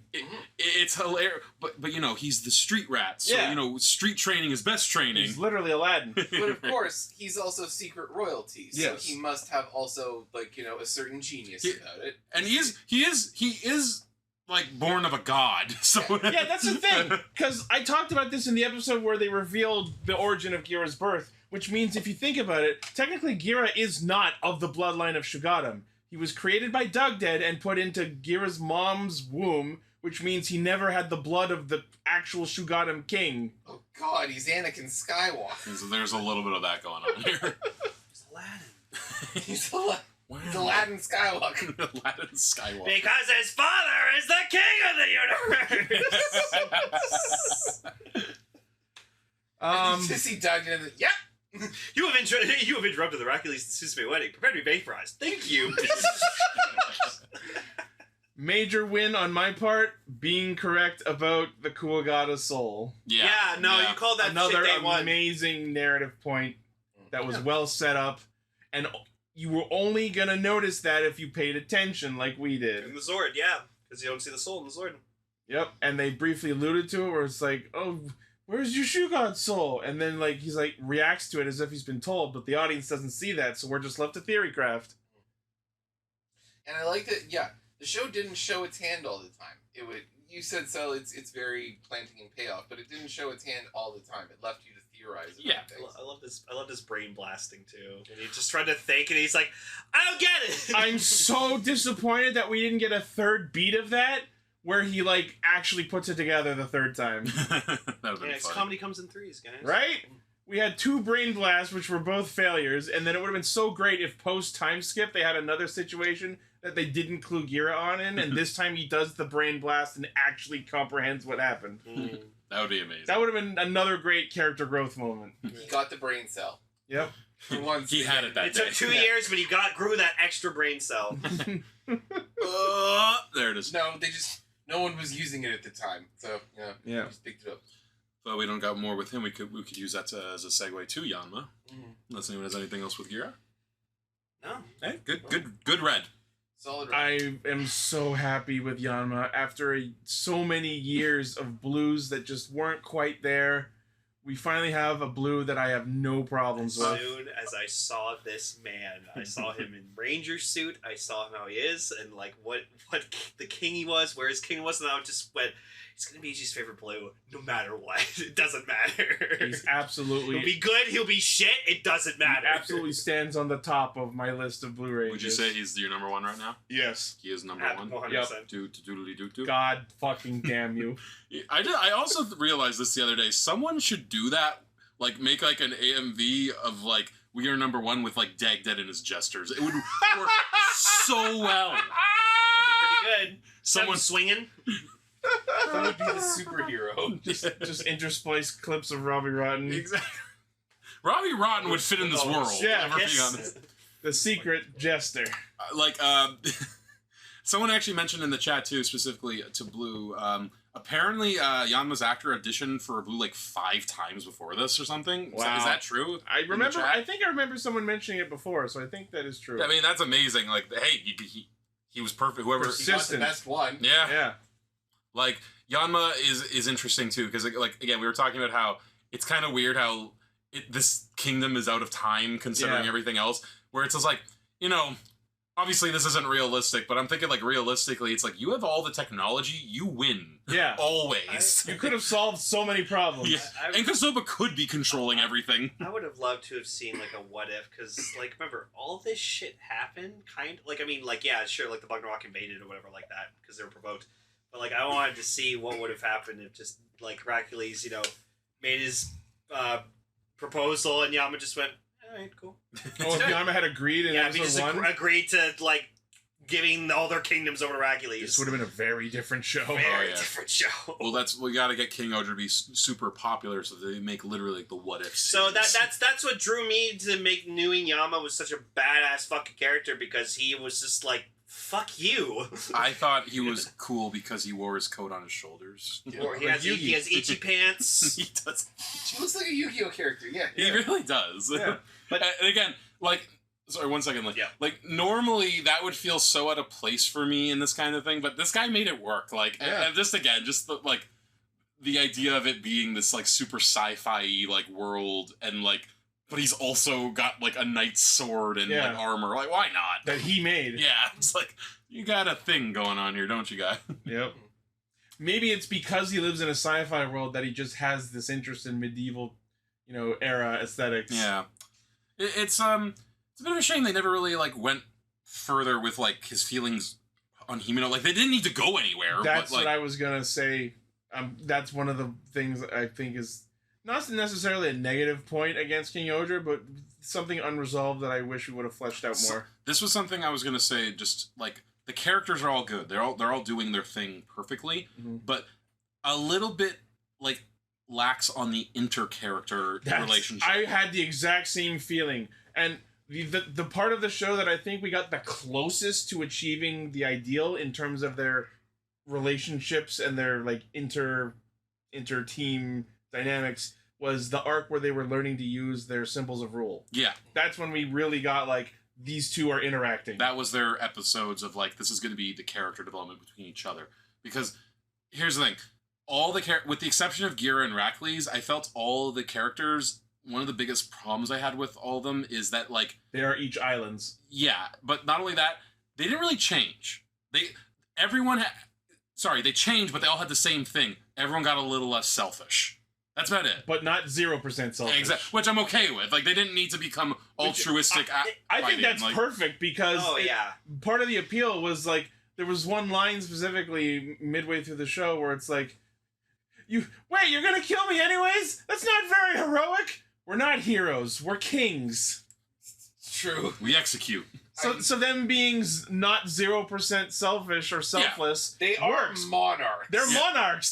They're still selfish assholes, and again, even though they've saved the planet. I didn't want them to not be selfish. I'm just saying that was the only thing that most of them changed attitude-wise, was they became a little less selfish. Yeah. Which, fine. It's a Sentai. We tend to focus on red. I think the one big nitpick that I had about this show that I didn't like, honestly, and like if you guys want to like kind of like make more sense for me, like by all means, I just didn't like that. Like during the time skip, like 4 of them were in prison. Like I didn't like that. Like guys aren't getting growth if you're in fucking jail. And that's why it wasn't on screen. Yeah, like It can happen anywhere. I'm going to say that like that was probably more a joke, honestly, than anything Honestly, else. the reasons they were in prison was the fucking funniest shit. That's what I mean. Like Yama made an ultra computer that almost emptied the world's power supply.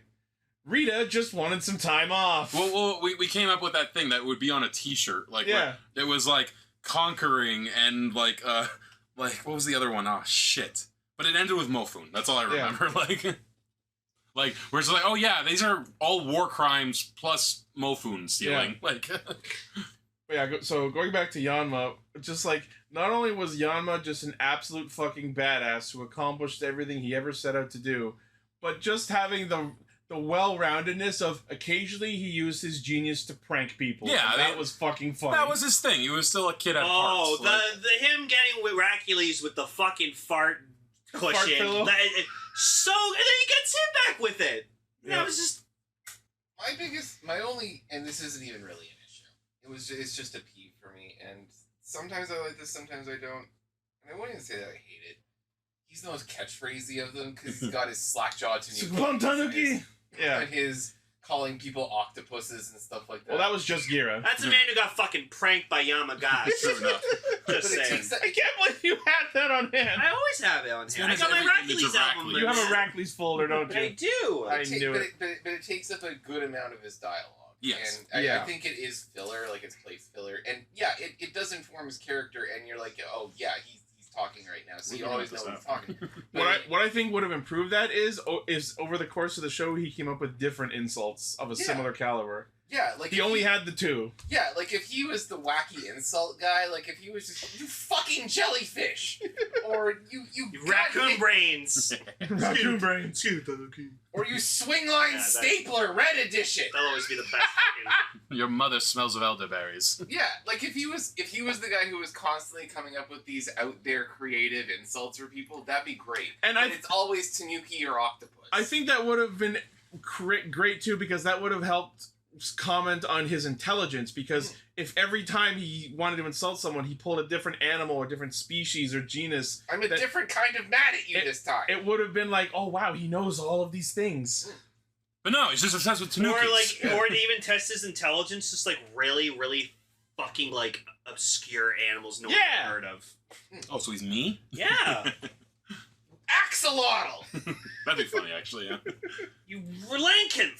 Actually, that brings up a good point. It's kind of like what we were talking about earlier. Are there Tanuki and octopus in this world? Much like, are there ducks on Naboo?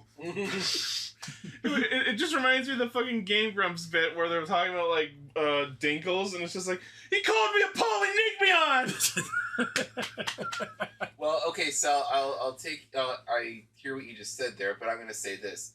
The Shugods are based on specifically Earth insects, so it is safe to assume that they at least know what some Earth animals look like. So I think that there should be a. Yanma referenced Tanukis and octopi, so we know at least some normal animals exist. Each of them should have had a royal insect. They should have had like a real like insects, like based off their counterpart, like in. I feel like that would have leaned too hard into like huge. Like no, but it's like in the background you don't notice it unless you go. Oh, he's got actually. That's actually something we'll bring up later when we talk just overall aesthetic and theme. Actually, so we'll keep going with the character thing for a bit. But yeah, with Yama, yeah, exactly what you were saying, Paul. Like the idea of him, like I like that he thinks he's the talker, but he's not. You know, like he thinks he's a smooth talker, but he's not at all. Like he's better with his hands than anything. Yeah, nerd. And which is especially prevalent anytime the plot with him having a crush on Himeno came up, or he just became tongue-tied. Yeah. So speaking of Himeno, I suppose we should segue to her. Good segue. I forgot about the Toys R Us cameo. Oh yeah. The giraffe. God damn it. Yep. Himeno. She was my like favorite out of like the main 5 King-Ohgers. Oh my god, what waifu bait. What a woman. She's hilarious. And her actor's half Canadian, which is fucking that's awesome. Representation.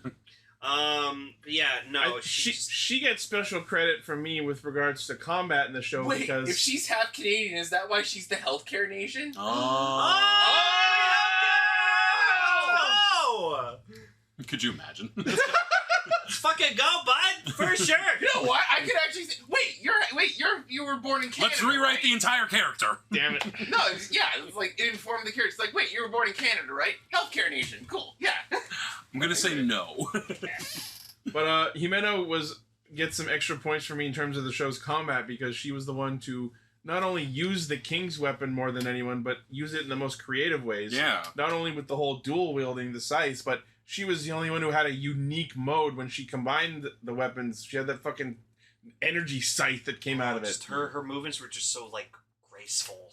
Yeah, but like she is actually, other than I'm gonna say Rackley's, the most like royal coded of all these characters. You know, very princessy. Yeah, like obviously the look, but also like her attitude about everything. Like, oh, everything's mine and everything's for me. But then they turn that into, oh, she's actually cares about the people. Like it was interesting where her whole thing was, I'm the selfish one, but what I selfishly want is selfless. Yeah, like she's the most Nobody die, you're all my favorites and I own you. She's the most selfish, selfless person ever. Yeah. That's why, like, there was a moment, like, 2 episodes ago, or, like, an episode ago, like, before the finale, where, like, you know, like, her parents come back or whatever, and they're, like, healing people. And it's like, oh, why didn't you go heal them? She would want us to help everyone else and not her. I think the implication was she actively told them, no, go focus on everyone else. Yeah, and then, like, you see her, like, look up over at her, and she just goes, like... waves them off. Yeah, and I'm like, that's great. Yeah. And, like, you know, she got into her her like surgical outfit when she was like going like she went on the Dr. field. Himeno. Yeah, she went on the field and like helped and like she's just like that's the great thing about these cast of characters. Every time they would like say something or on screen, they own the fucking room.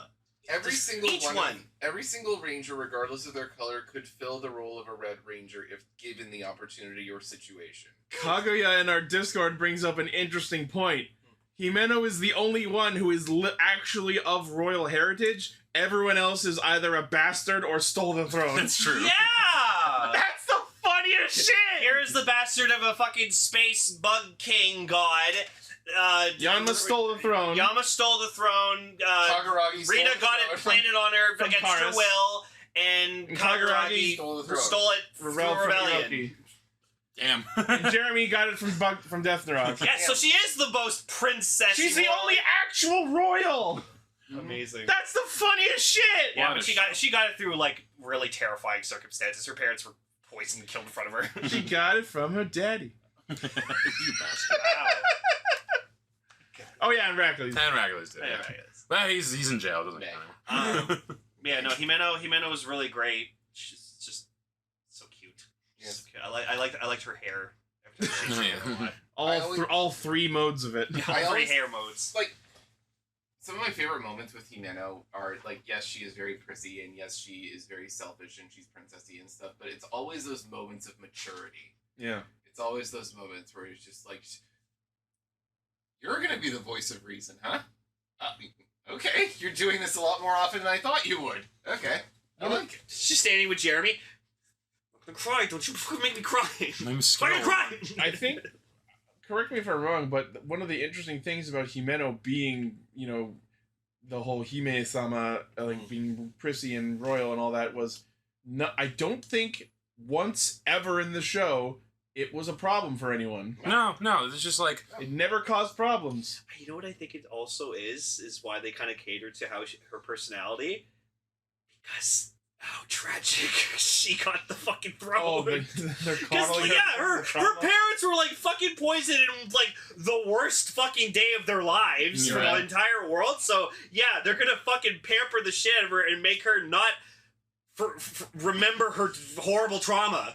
it's So a I very, get it. It's a very Kingdom Hearts moment. Well, we all didn't want to ever see you cry again.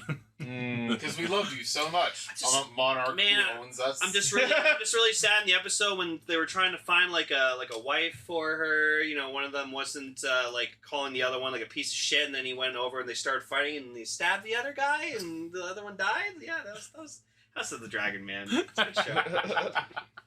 It's like, wait, when did that happen? Just making the Thrones references, man.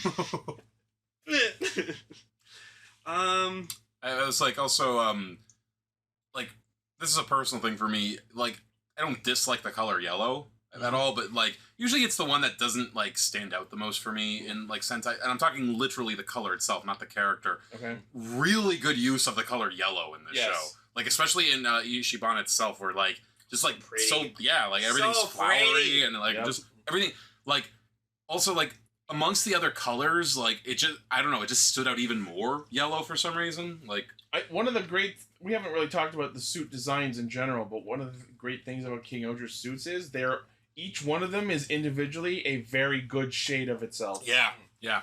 Like we'll save this for because I did want to talk about look of the show specifically later. So Yeah. we'll hold that thought Does for this now. make sense? The color looks thick. It looks full. It Yeah. Looks like paint. Yeah. Yeah. It's vibrant. like it looks like it looks Glossy, very glossy. like multiple layers of it. You know on what? top It's of because it. they were wearing armor. Yeah. Like Actually, it wasn't just like reflective, shiny spandex. No, yeah, that whole thing was basically made out of like fucking plate. this Yeah. and the '95 Power Rangers movie. That's the only ones that did that. Yeah. Well, we'll talk more about the suits later. yeah. Anything else on Himeno before we move on? Just a good character, really good piano player. Still, Yeah. So yeah, like she's Talented. she's up there for one of my favorite yellows, but she still doesn't beat Zuo Lion Leo still. If it, My yellow, my man, If my it- lion. if it wasn't for Renge and Gotchard, she'd be my waifu of the season. But unfortunately, Renge from Gotchard exists. As for hair, Seven's asking how many hair colors. I think there were at least 4. I know there was blonde. There was at least one other shade of blonde. There was red, and I think there was a black one. Well, I thought you were gonna say there was blonde, another shade of blonde, a third shade of blonde. I was gonna say I was gonna quote Cypher from the Matrix. You know, all I see is blonde, redhead, brunette. Oh no, Cypher was behind it all. Don't hate me, Reckless. I'm just the messenger. Yes, Himeno, the astronomer of Super Sentai. Destroy them. Rita.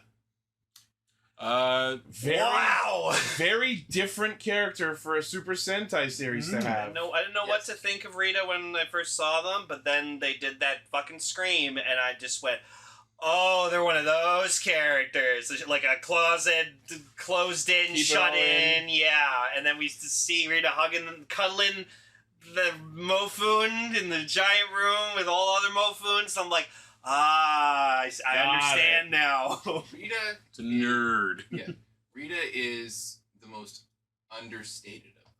Yeah. She takes up the least amount of space on the team, but she is also one of the more complex of them. Like, because of her lot, and like, because like, yes, she's a monarch, but at the same time, First ever gender neutral. Yes. Oh, sorry. Sorry. That's why I wanted to mention. I love their name, Rita Kaniska. Yes, Rita but Kaniska. they are a monarch. Yeah. But they've been saddled with it. Like, they have a unique position among the team because also being the quote unquote ruler of Gokon, a member of the Sentai, but also the judge of all law across the planet. Here, small child. Yeah, which is pretty crazy. Because, like, yeah, technically they have jurisdiction over all of the citizenry of all of the kingdoms all over the planet. Not just their own. I think out of the entire setting, the mere existence of this position of supreme justice was the most, like, wow, that's a thing aspect of this setting. Mm. And I find it interesting in terms of the world building that they would allow for such a thing. Like, there is just one single place that dispenses justice for everything, for all of the kingdoms. Yeah. Because, like, technically, kingdoms are by their own nature, their own specific thing. Yeah. Yeah. Like, it's... Well, wait, hold on. Was it that they dispensed justice, or that was just the prison for the world? It is the castle. The castle of Gokon is also a prison, and Rita, as the ruler of Gokon and Supreme Justice, is the executor of justice across GQ. Yeah, because you'll remember during scenes like whenever someone would maybe suggest something unscrupulous, you know that I'm standing right here and I can pass judgment on you. Would you like to be judged? That's what I loved about Rita. Yeah. They didn't hesitate for a fucking second in judging someone. Just they were a judge first and a King-Ohger second. Yeah. Yeah, you're doing a bad thing. Come with me. Ding ding ding. I also thought that was funny, like as a bit of a joke throughout the series, how like they're the most serious and they're kind of taken the least serious. Yeah. Like it becomes like everyone clues into what Rita's really about shockingly fast. Yeah. But the Idol episode was just wow. I think we gotta talk about the Idol episode in general when we talk about Rita. I still have mixed feelings about the whole thing. I love it. It was perfect. It's funny, but like, all right, so okay, like let's get a little serious here. Honestly, Sure. This might be a bit spicy. Like, I can believe that, like, yes, like Rita became a non-binary icon. Right? Yeah. And by the way, you can be an icon for something without being the thing. Like, Batman and Robin are gay icons. Like, Frodo and Sam are gay icons, you know? Yeah. I wonder sometimes if this was a bit of a, like... Because I've heard, like, back and forth on all of this, what the intent with Rita was in terms of, like, being gender neutral. Mm-hmm. Like, because you look at it back, like... And again, like, I've heard conflicting reports about this. Like... whether or not that was intentional or that was more of like a jokey thing where just like the law has no gender, like and that was the reason I'm going to say it was not a joke is because the fact that Rita is gender neutral was not once ever explicitly brought up in the show, and that's fine. And by the way, you don't need to do that. There didn't need to be the big coming out episode or anything. Which is fine. But here's my other part it's about normalizing it, but this isn't part of the thing. And the Idol episode sort of like went full on with this. I'm sorry, like, throughout the show, I never got any indication that, like, there was a gender-neutral thing. Like, the suit is tucked in at the waist, it raises the bust. It's feminine, you know? The part like, that... the voice is not, like, going for anything one or the, like male or not. We've been using the term gender-neutral, but, like, it's more along the lines of, like, a non-binary. Yeah, I think that you can be female presenting and still be non. But that's my point. Is like I don't know how intentional it was. Sure, and not to say like you can't make icons out of it. Think about it this way, though. Here's how I'm kind of seeing it. You know, like with the X-Men situation, Stan Lee had his little letter where he talked about bigotry and racism and stuff. Yeah. But he's also been quoted in interviews and saying that wasn't the original idea when I created. No, yeah, exactly. But like as he became more, maybe as the writers became more aware of this conversation, they decided, yeah, okay. But that never, whether it's a PR thing or not, they've officially said that they're not, that they're. It's been officially stated, yeah. So maybe that might not have been like the original like idea, or maybe it wasn't meant to be like a big portion of the character. I'm just that's what I'm saying is like this almost feels a bit like Dumbledore was gay the whole time. No, like here. But that doesn't make the representation. No, exactly. And again, the community is the one who makes the icon. Like that's my point. Like it's. If I had to pick a small handful of moments that I think emphasize Rita as a character being gender neutral, it would be two specific instances: the time skip, where Rita modifies their uniform and cuts their hair so that they look less feminine, and I think their costumes during the Idol episode. Whereas the first costume they went into was the street dancer, which kind of has a masculine air about it because they look like they're part of a boy band. Yeah. And then in the same episode, they shift completely the other direction into the Idol outfit. Yeah. Yeah. So I think those two instances will maybe not explicitly, but arguably underline Rita's gender neutrality. Yeah, it's an interesting conversation to be had for sure. And let's remember, this is Sentai's first time doing this. Which, that's cool. Yeah. But the fact that it wasn't explicitly brought up at any point in the show is part of the process of normalizing it, and I think that's a good step. Exactly. Into the show, yes, they didn't like make a big deal out of it. They just put it into the character. Also, Rita's fucking hilarious. Yeah. So just like I saw like there's like a 1 minute or like 2 minute. I could have just made the worst every joke time. Sorry. But I did like that. Like over time, like Rita's screams just got shorter. Like eventually, just. I was honestly hoping that at some point they would just give like a half-ass. To me, that always said they're learning to manage their anger a little bit. Like, yeah, I still got blasted for a second, but it's much less than it was before. Yeah, I'm getting better. It's like one of these like he's venting. It's like one of these YouTubers that I watch sometimes. Like he talks about like how like stressful his life and stuff is, and like he's going through like a stressful like time in his life. And he just goes, "It's fine," just very very nonchalant. It's fine. And they're like just. You know, I'll never get over Widow Rita with their Widow sword. We were denied Baby Rita. I was so fucking pissed, man. Just wasn't there when they turned to children. Little Rita.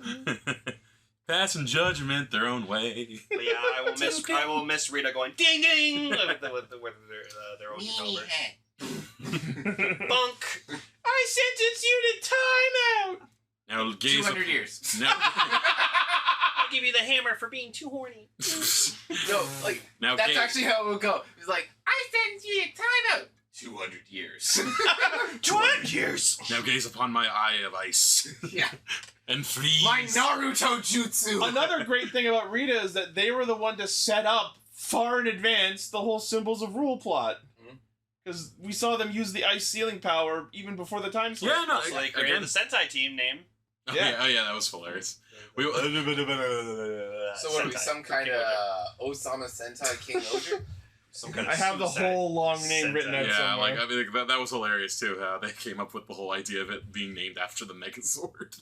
That's one thing I want to comment about this series in general. I'm still mad that the name of the Sentai and the name of the Megazord was the same thing. I don't care. No, because Kingohger think the mech was a legendary fucking machine. That's fine, and it was made of Shugods, so they could have just called it King-Ohger. No, but I like to think it's so. This goes into how like up their own asses they are. Oh, King-Ohger is a legendary fucking machine mech warrior. Well, we're gonna call ourselves after the mech because we're also badass legendary motherfuckers. So they're just being up their own asses about That's true, and that is the reason.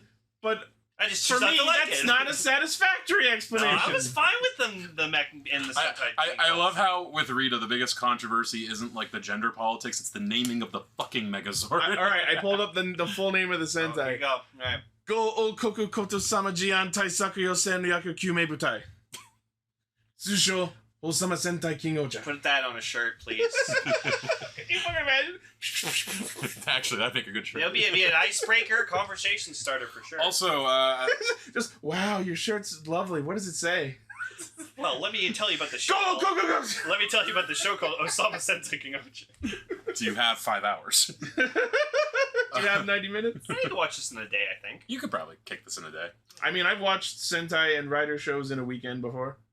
Closing thoughts on Rita, though. So we got a purple in the main, and that's badass. Having a Purple Ranger in the main team is huge, and I love it. Aesthetically speaking, I think it works better than... And this is kind of one of the things that I'm kind of standing by. I think that the main reason why it's purple and not pink is because pink probably didn't look Pink as is good. too female coded. Well, not even that. Well, yeah, wait, hold on. Like, we just came off of Dawn Brothers, though. Like, we're the male pink, so... Yeah. That being said, the non-binary thing... But also, he's a fucking Slender Man. That, too. She is a light purple. Yeah.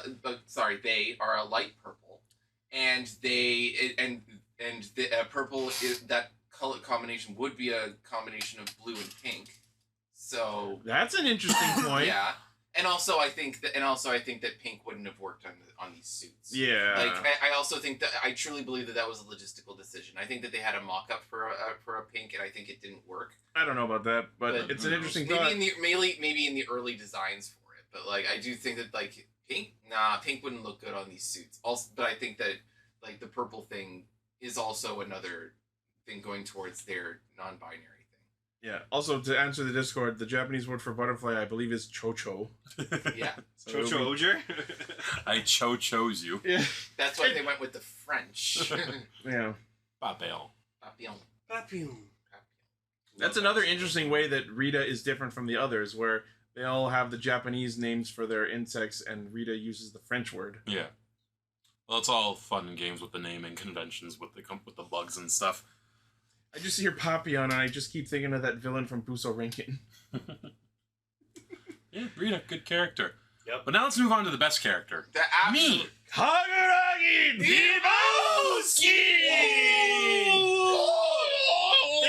This fucking tall, manipulating ass motherfucker. My Jesus ears are Christ. burning. A man so duplicitous. Cell spirit animal. So very willing to fuck anybody over that he is immune to brainwashing. Man, I kind of love that there was no actual justification for that beyond I'm so good at betrayal Yeah, trooper that I'm transform. immune to hypnosis. You can't betray my brain. My brain betrays things. Oh, fuck, man. This guy just was the treat. Arguably the most fun of, like, at least the early half of the show was just trying to figure out what the fuck Kaguragi was doing. where are we with this guy? For what it's worth, he's my favorite Black Ranger. I went into the show thinking, like, when we first saw him, I was like, oh, he's gonna be like the stoic, very serious, calm, like, traditional, like, Japanese kind of man. No! Turns out he was the other kind of Japanese man. No, he exceeded my expectations. Like what a... He's so tall. And the suit actor, His suit actor so was nice. not. That's why he crashed a lot. I had so much fun pretending to be a disgruntled Brooklyn detective sergeant from, like, and being like, "You're on thin ice! Debowski, I want your Roger caliber and your desk And your badge! and your badge on my desk by the end of the day! You symbol the rule! So you better use your time wisely and get that kid back." Sold his sister to Hercules in a plot to assassinate him. And then he was upset. No, remember, he sent her to him to technically assassinate him. Yeah. And then he didn't expect her to fall in love with him. So that was funny. It's a real move. Like, that was actually one of my favorite moments of the whole thing. Like, you know, it's a little cliche, but like when he realized, oh no, she's actually into him. Oh god, oh no, Siscon! They're gonna fuck. I couldn't have seen this coming. Yeah, like I just remember like they're all like talking on the phone and stuff like that, and then he just has like a backdrop, and he's not actually like where he is. And I'm like, you fuck. He just has the two Kurokages holding up the backdrop. Disguises as a guard. That, like twice. Yeah, disguises as a guard to like get into the castle to like look at find King-Ohger Zero and shit. Oh, just. Man, this man was so sneaky. So Kaguragi is without a doubt probably the funniest character of the main. Oh yeah, absolutely. But he also, like every other character, he had his moments. He had his like serious moments where it's like, oh, he's full of shit, but it's like a Himeno thing. He cares though. Yeah. Like or like with Rita, like maybe they're a little too gung ho about justice, but it's because they care. Yeah. Like that's a combining theme with all these characters is they're selfish but they do care. Yeah. And Kaguragi's no different. He'll lie, cheat, steal, whatever he needs to do. He will sacrifice his own ethics. He will sacrifice his own morals, all for the sake of his people because he just loves them that much. Like, because let's not forget, he is in fact a rather kind-hearted person and was pretty farm boy when he first started this little journey leading to the throne. Yeah. Yeah, he was like rebellion. He was like a good, well-natured bumpkin. Just go, man, the king wants to buy our rice, you guys. This is great. You know that I did love though when he went to go meet the queen. Like that setup really like looked like it was about to devolve into. But step queen, what are you doing? What's that? The queen's stealing hoarding all the food for herself? Can't have that. You can be the rice grower to the queen, but you have to earn it. How many times have we been there? Cougars. No. Oh no, I had a point. Shit. Oh.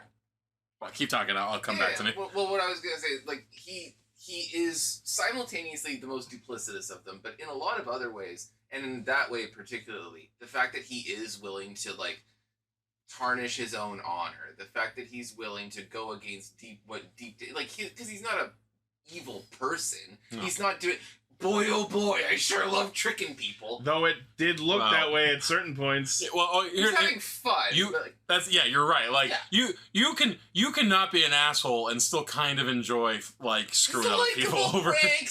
He's a lovable rogue. Yeah, but he's not actively trying to hurt anyone. Yeah, but he will tarnish his reputation all for the sake of the people of Tofu. Because he just loves them that much. Which makes sense, actually, because considering who his mentor was, the queen, that's literally what she did. Yeah. So, you know. He learned from the best. Yeah, the royal family of Tofu seems to have this tradition of, in order to be the best good guy possible, sometimes you have to make yourself a villain.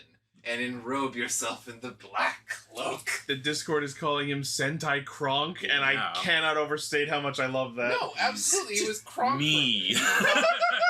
just like he's playing shit. Oh yeah. It's all coming together. He's just like he's kidnapped Gira and he's running through the streets. Oh, yes, Gira in a bag. Yes, the lads, Gira's lads, lads for Gira. No, it's the anesthetic. The anesthetic for Gira. The anesthetic chosen specifically to save Gira. Gira's anesthetic. Did you put it in Gira's cup? just like him and Rackley's. Him and Rackley's talking pre-duel, where it's like the poison for Gira, the poison specifically meant to kill Gira. Gira's poison. Do you have the poison? Got you covered. The king, he's supposed to be dead. Actually, when you were saying like when he's like going through the town kidnapping, no, it would be hilarious if he had kidnapped Jeremy, so you could have that joke. Oh, I'm so glad I was unconscious for this. He's narrating. He's the narrator. Now I'm gonna watch Emperor's New Groove and just picture Kronk as Kaguragi the whole time. Oh, it works so well. Patrick Warburton is the English dub voice. he's David Spade is the voice actor for Spider Kuminos. Oh, Jeremy. Yes. I'd actually in this. I'd cast David Spade as Dead. I don't know why. Hey. So we can call him Spader Kuminos. Hey, Spader. Hey, Gira, we gotta stop that Hercules problem right now. just the way he was woken up the last episode. You just see Jeremy like burping. I want to bang my mom. Well, man, you know, that Oedipus complex, you never know when it's going to hit. Yeah. I guess that's how we can segue into Spider, Jeremy. Otto. Like, okay, I know what they were going for with Jeremy, but he was incompetent so frequently. He was so fun. That smile, dude. That fucking smile. I loved it. Here's a question I have for you. Like, how often do they make the Sixth another comedic relief character? He has his moments, but he's mostly funny. Toki Rokugo. Zoo of the World. There you go. Actually, you're right, yeah.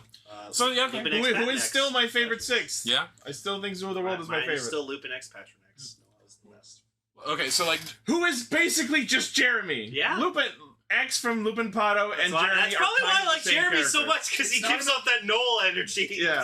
What Six is, it's not necessarily always about being cool, though that should always be true. It's about being different. Mm-hmm. Yeah. Okay, and Jeremy is different. He is. Listen, he made some mistakes in the beginning. He tried to stop a war between everyone. He took everyone's changers and then made them want to fight even more. Well, that's actually what I was gonna say. Like Jeremy, I like Jeremy. I thought he was interesting because he was different. Most of him being incompetent was pre-time skip, so I will grant that he changed a lot after the time skip. But there was not nearly as much of him. I always got the energy that sometimes he thought he was pretending to be incompetent, but then later on he'd have to realize, I fucked up. I actually am incompetent. Wait, no, I actually fucked up. We have multiple scenes of him sitting in the hammock. I was about to say, like, his little web hammock of sadness. His sadness hammock. Well, it's like they're his saying... sulking hammock. It's like they're saying in the chat, he did start a race war. Yeah. Well, no, he actually did. His prophecy was part of the reason the war with the Bugnarok started! Yeah, but then it turned out Dag did everything. And you can never blame prophets. They don't control that shit. Like, Cassandra, that shouldn't control that shit. And with Jeremy, it's, I guess, the same. The thing... Sorry, go ahead. It just love his boyish charms, man. No, the actor is doing a great job. Like I don't know if Paul was here for that, but you know what Jeremy's actor did before he joined King-Ohger? He was a famous TikToker cosplaying as Gojo Satoru. Of course. That I absolutely believe. He was very famous for it. And I absolutely believe that he was a TikToker. Yeah, right? Gojo he has that vibe. TikToker. Absolute TikToker energy. Yeah. Like this guy, like when he was on set and he was bored and he was just waiting in between sets, he was just doing Fortnite dances in the back. But the best scene. He narrates his own videos. The best scene for me is when he's like sitting there reading like Yama and Himeno as babies, like a fucking bedtime story and shit, and then like they change back and he just goes, "What the?" I agree with you, Lane. That the actor playing Jeremy he's very charming. Like that smile exactly. Like that's what a face. And every now and again, when he had his good moments, it was usually him giving some uncharacteristically good advice to someone. Yeah. He's older. He's wise to a degree. He is older than all of them. I think I've always attributed to him to having a certain level of emotional intelligence, just maybe not necessarily as much intelligence as he thinks that he has. Yeah. He has the intelligence, but not the wisdom. Oh, you mean the reverse? I would say the different. He has wisdom, but at times he goofs up in terms of the logistics of things. I also feel like growing up as a child, he probably didn't really have any friends. Probably. Yeah. Definitely not a people person. He had a bug hand. I mean, he grew up in Bugnarok, and he looked like a Chikyu. Except for his hand. Like, he basically... You can just put a glove on that. Yeah. Other than his hand, he looks and like chest. a human. And his chest for the gem ones. Yeah, but you have to take his shirt off for that. Yeah. I can see him not having any friends, but I can also see why. My thing with Jeremy is, I liked him throughout, but I feel like he had a lot more to do earlier on. Yeah. You know what I mean? Like, when we were discussing, like... Because the prophecy was written by him, and... Like, when the show was about Bugnarok, Jeremy had a lot more to do versus the end, where it felt like they were just kind of... You know, not throwing him in, but... There were parts of the post-time skip show where they just forgot the Bugnarok nation existed. Like, I can't remember the last time we saw the tarantula, like, Zord do its own thing, you know? We did have a couple of episodes where there was that talk of Bugnarok integration, and it was a storyline. But I do feel like his influence to the story was just his little bits of dialogue here and there. And they kind of just went, yeah, but we gave him like 3-4 episodes where we were dealing with the entirety of like the integration of these people into Chikyu. So I guess they were just trying to focus on the main core Ogers. I think the shakiest thing for Jeremy was immediately after the time skip, where it's like, oh yeah, in the 2 years off screen, we've just accepted that the Bugnarok are there and we're peaceful with them. And then literally next episode, the Bugnarok are attacking! You do a good impression of that guy. But yeah, like Jeremy's story is one that's tied with the Bugnarok, and the Bugnarok story is interesting. That just they went out of the spotlight halfway through. That's it. Which again, fine, because we're setting up some other interesting when you have stuff. to make way for a character like Doug Dead Dujardin, some sacrifices are understandable. I think you mean Doug Dead Dimmadome. Yes. Owner of the Doug Dead Dinsdale Dimmadome. Same one. Same one. The very same. Yeah. So, but in general, Jeremy, again, good. I He's probably not the strongest Six Ranger I've seen. No. But he filled the role fine enough. Yeah. Like just. Fucking love that. I don't think he's a bad sixth. Fucking Yeah. It's just not my favorite. Love that standby chime. Yeah. He's not a bad I sixth didn't- for any reason that's his fault. Yeah. I didn't like his power set, but we'll talk about that when we get to the suits. We'll get there when we get there. Now let's actually talk about the greatest Six Ranger, the greatest Sentai character of all time. Rackley's Hasty is possibly the greatest character in all Sentai. It's actually a debate. That's a you can bold have. claim, but Look I'm at gonna that make face! Look at that dude! Gita, that's it. Well, just a vine boom. This guy got this role and said, I am going to go balls to the wall and just nail it. And he did. What is the name of this actor? For Masato Yano. Masato Yano. Sir, you are talented. Oh. And frankly, I agree with you. He is one of the best characters in Sentai. Maybe in like the superhero time block. Like you can make an argument that he's more nuanced than some of the good characters in Rider in some shows. Yeah. Honestly, That was probably his lowest point. Like, if you click on it, sorry, I don't know why I did. as high praise as we give, as much as we love and talked about Kaguragi, Trace what Rackley's did put Kaguragi to shame, I think. Yeah, like the 5D chess this guy was doing in his head For 17 years. And, like we if you want to hear us talk about like just his plans and stuff, like watch the other podcasts. But like it's so like interesting just how quickly he went from like move to move and how he was able to just decide everything from the very beginning. He's like, okay, I've assessed the situation. This space god is real. Now to start my 17-year-long plan. The moment he fucking peaked was just the shifting of his eyes. Oh, yeah. That was just the moment. It just blows me away how he completely got away with everything I ever accused Rackley's of doing that was stupid was simply part of his plan. Yep. Like Even throwing the sword! Literally, he turned around. Rackley's Hasti, as a character, looked at you, Ichi, and went, "You thought. You fool! You fucking thought."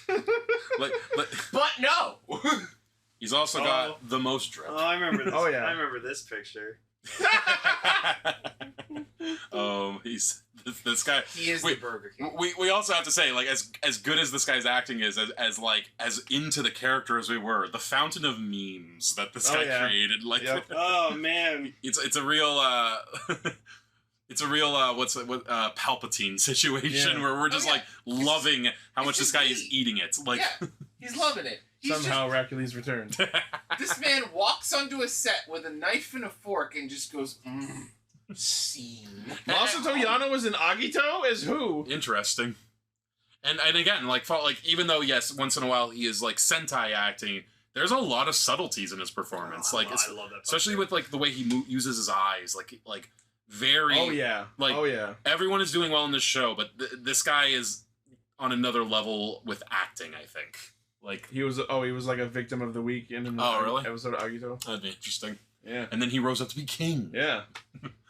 And like there's not a lot we can say I think about Hasti that Rackley's that we haven't said 100 times before. Yeah. Like we've been like we've been kind of vocal with our like of this character all throughout, right?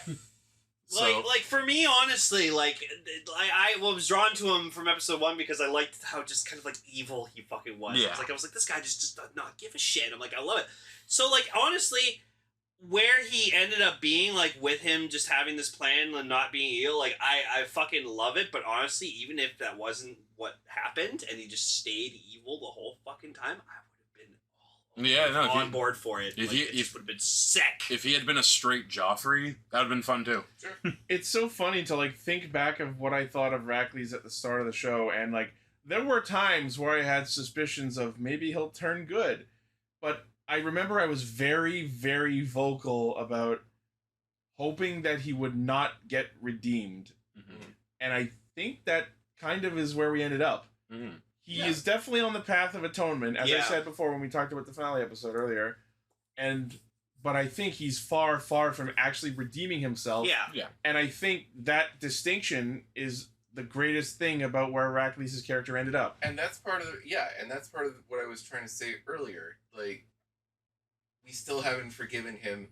He hasn't forgiven himself. And I truly don't believe that all of the members of the King-Ohgers have completely forgiven him. No, of course not. Especially Yanma. Yeah. And so that's why he wasn't part of the final fight, because not even he considers himself. Yeah, as much as I would have loved to see him stand with them in that final fight, I understand narratively why it didn't happen. I think again our issue was less to do he was in it and just like the fact that he was kind of in the background of it. Yeah. Like I'm here too, please. He's just doing stuff in his little cage. Yeah, and again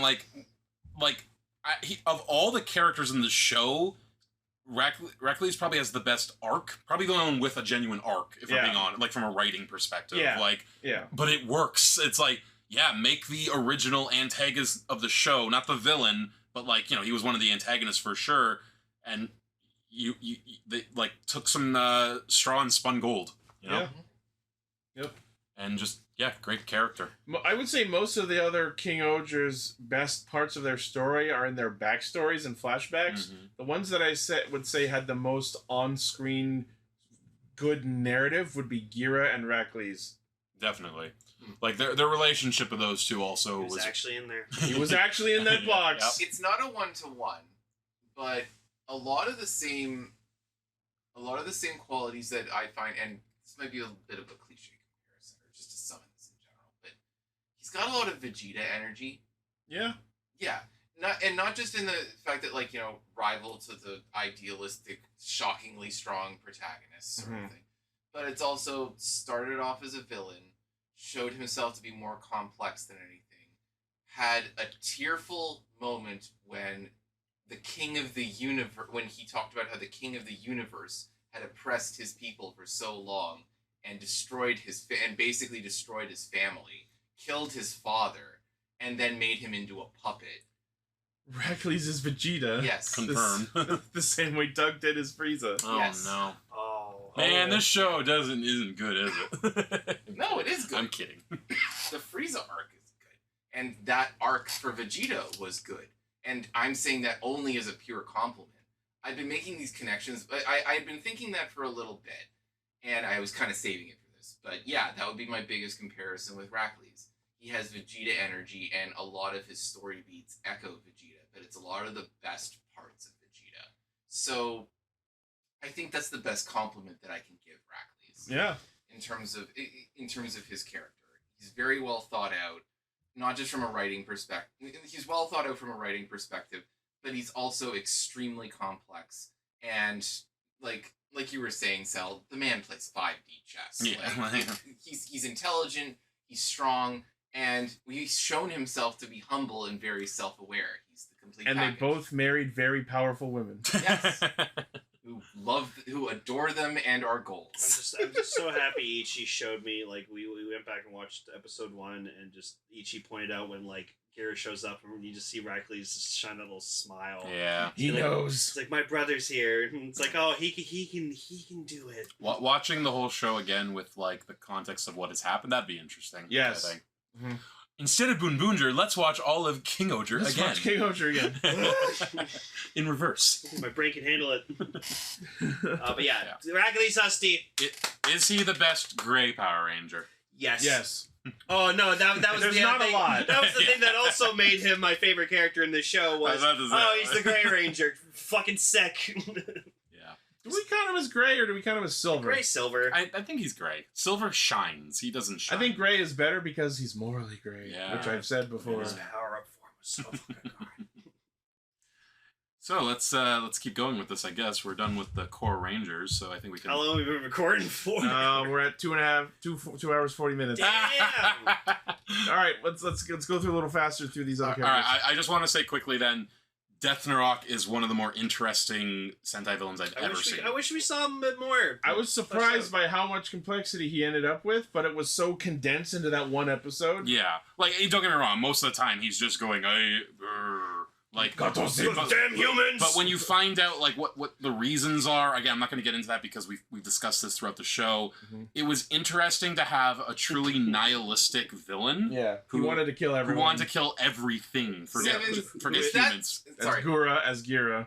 Oh. Yeah, I was about to say, Sevens, is that Gargaracules? Oh dear. No. It's Gura as Oh, Gira. it's Is Gura. it? I don't know. Yeah, Looks like no, Gira. it's... Or is Gura Yeah. someone else? I don't know VTubers. Hercules is listed as a Silver Ranger. Really? Okay. Interesting. Yeah, either way, I don't give a shit. Yeah. It's awesome. But yeah, with Deathnarok, like, just again, I loved his design as well. I thought that was a very cool looking, like, villain. Like, Yeah. the top He was heavy creepy, shoulders. and his fucking tentacles were Yeah, terrifying. His worm tentacles. I'm kind of sad he didn't do more with them. Yeah, but, you know, budget, right? Yeah. But, When every single costume in your show is a cosplay level, like, thing that requires cosplay level Yeah. care, probably, yeah, you need to cut casts where you can. like, I think here, Yes. instead of talking about each specific villain, I think we should just talk overall about, like, the two factions, like the Bugnarok and the Galactic. And just, it's interesting where how different they were. Yeah. Like, even though they were all bug-themed in the end, it's like, yeah, you have, like, the fucked-over kingdom of people who are just like, screw it, let's just destroy everything because we're hated anyway. Yeah. And then it turns out, oh no, the master hand manipulator the whole time, Yep. who is like, he's nihilistic as well, but in a really different way. Yeah. Because, like, Deathnarok just doesn't care about anything because everything sucks for him. Deathnarok just wants to end it all for everyone. Yeah. Whereas Dughead was, let's have some fun before I murder you. Oh, I can fuck you up anytime I want. Exactly, and that at its core is a form of nihilism. Nothing matters. I'm Yeah. gonna just fuck with it. Yeah. You know? Doug Dead is more of a chaotic nihilist. Yeah. Yeah. Thank you. You just reminded me of something I was gonna make a point about Kaguragi. He's the ultimate example of chaotic good. Yes, absolutely. Yeah. Yes. Thank you. Yeah, sure. So yeah, like, very interesting villain factions. You know, I think we should talk about Doug Dead individually Yeah, because he is the big bad, and he is, let's face it, a rather interesting villain. yeah.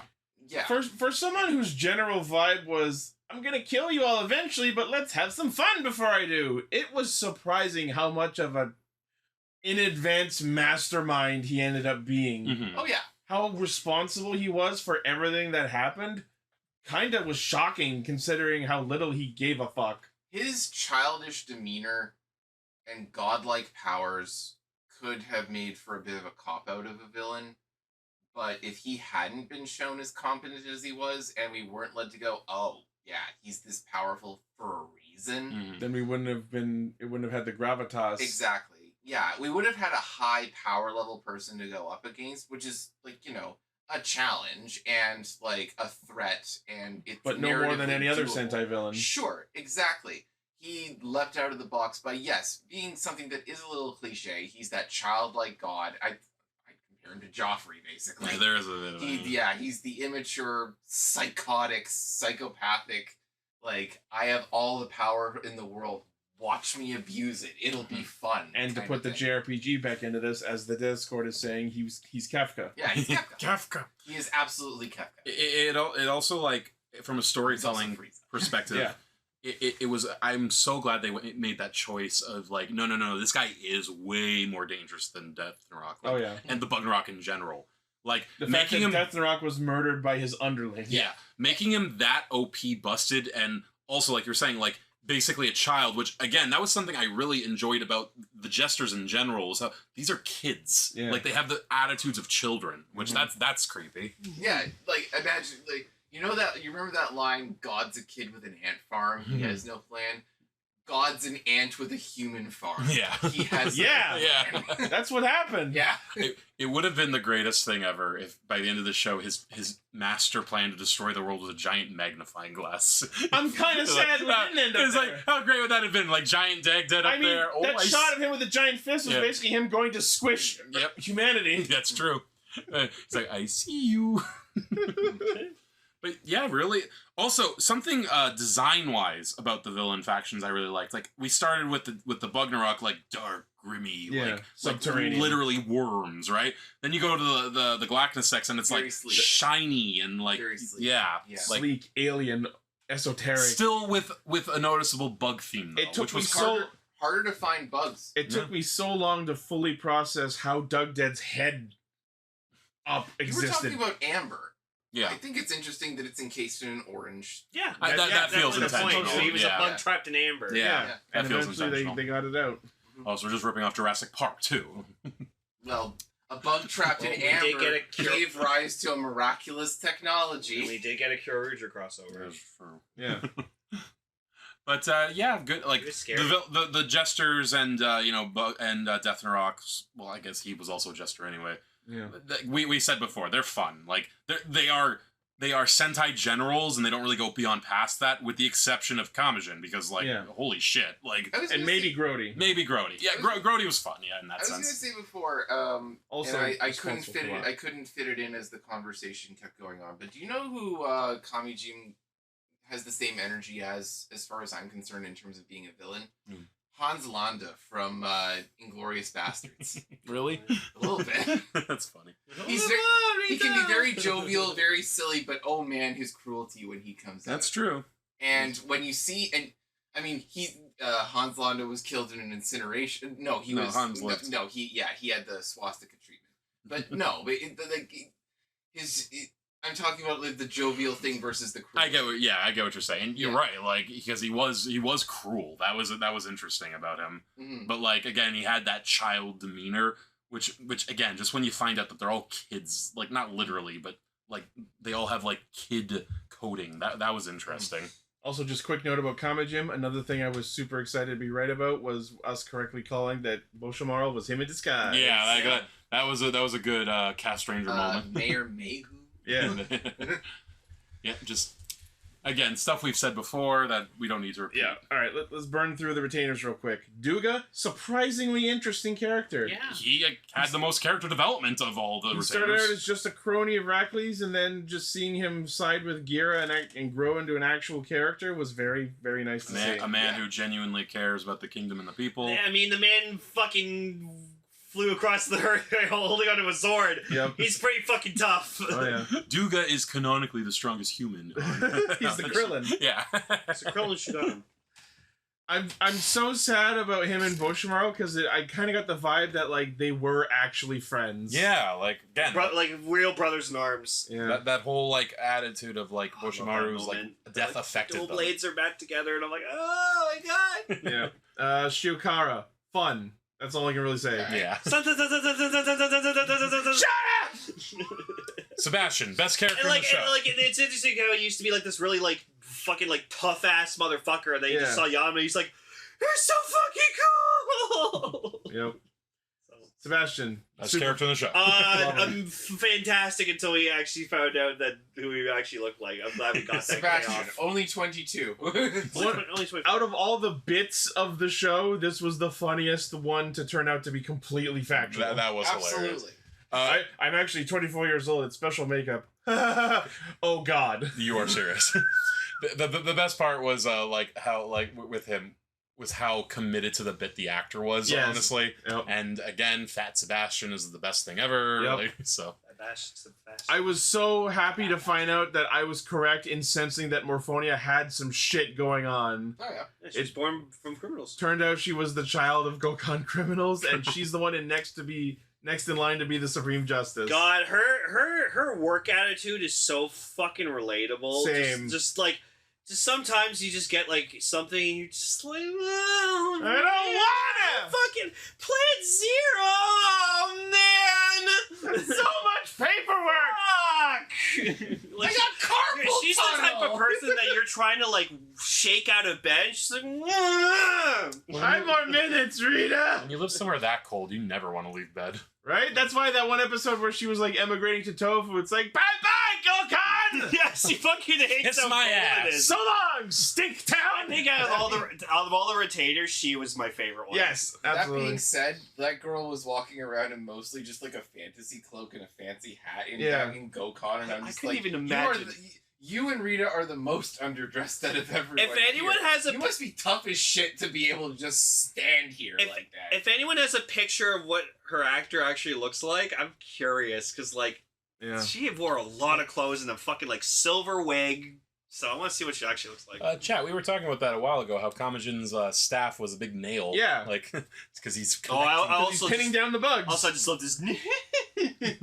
Oh, Shinichiro Miki is a fantastic voice actor. Oh yeah, no, fantastic. He's the voice of Sieg from Den-O and Urahara from Yeah, Bleach. and Uehara was also a conniving bastard. So Next, Kuroda. Iconic, but Not used nearly well enough. I love that I fucking pointed out in the flashback where like one of the characters was him. I was like, oh, they're not showing his face, but that's him. There was no payoff for him, really. the retainers, honestly, in general, felt like something like more of like a bit of a joke they had earlier on. Yeah. But whatever, like, you know, like we got They're there, a lot of they're character there moments so to go that the through. kings have someone to interact with when they're alone. Yeah, in no, their thrones. they're there so the kings like look better. They serve a Do purpose. you remember the butler from Kamen Rider Kabuto? Yes. Yeah, it's Same exactly energy. it's the same energy.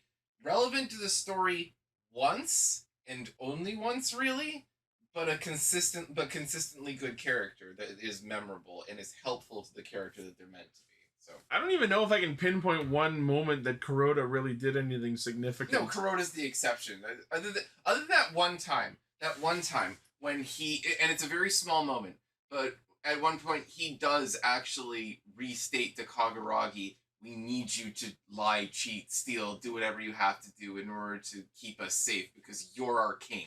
He gave one really good hype speech to Kaguragi one time. Yeah. And yes, that's it, but I mean, like, It's not a zero. He's a amount. side character in a Sentai. It's a Like, we thing. don't But need him. he is the most underused of a group of well-used side characters.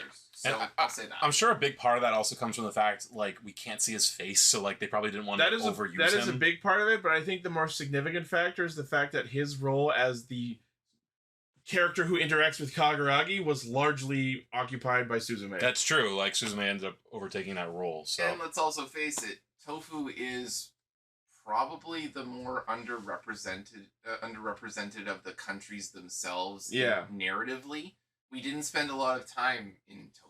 Like, It's where the food comes from. It's all you need to know. exactly. We had one arc in Tofu, and it's a damn good one. I think but at the same- outside of the Kaguragi introductory episode and like some random scattered shots of people running while disaster was happening, we didn't really spend a lot of time in Tofu outside of the palace. Exactly.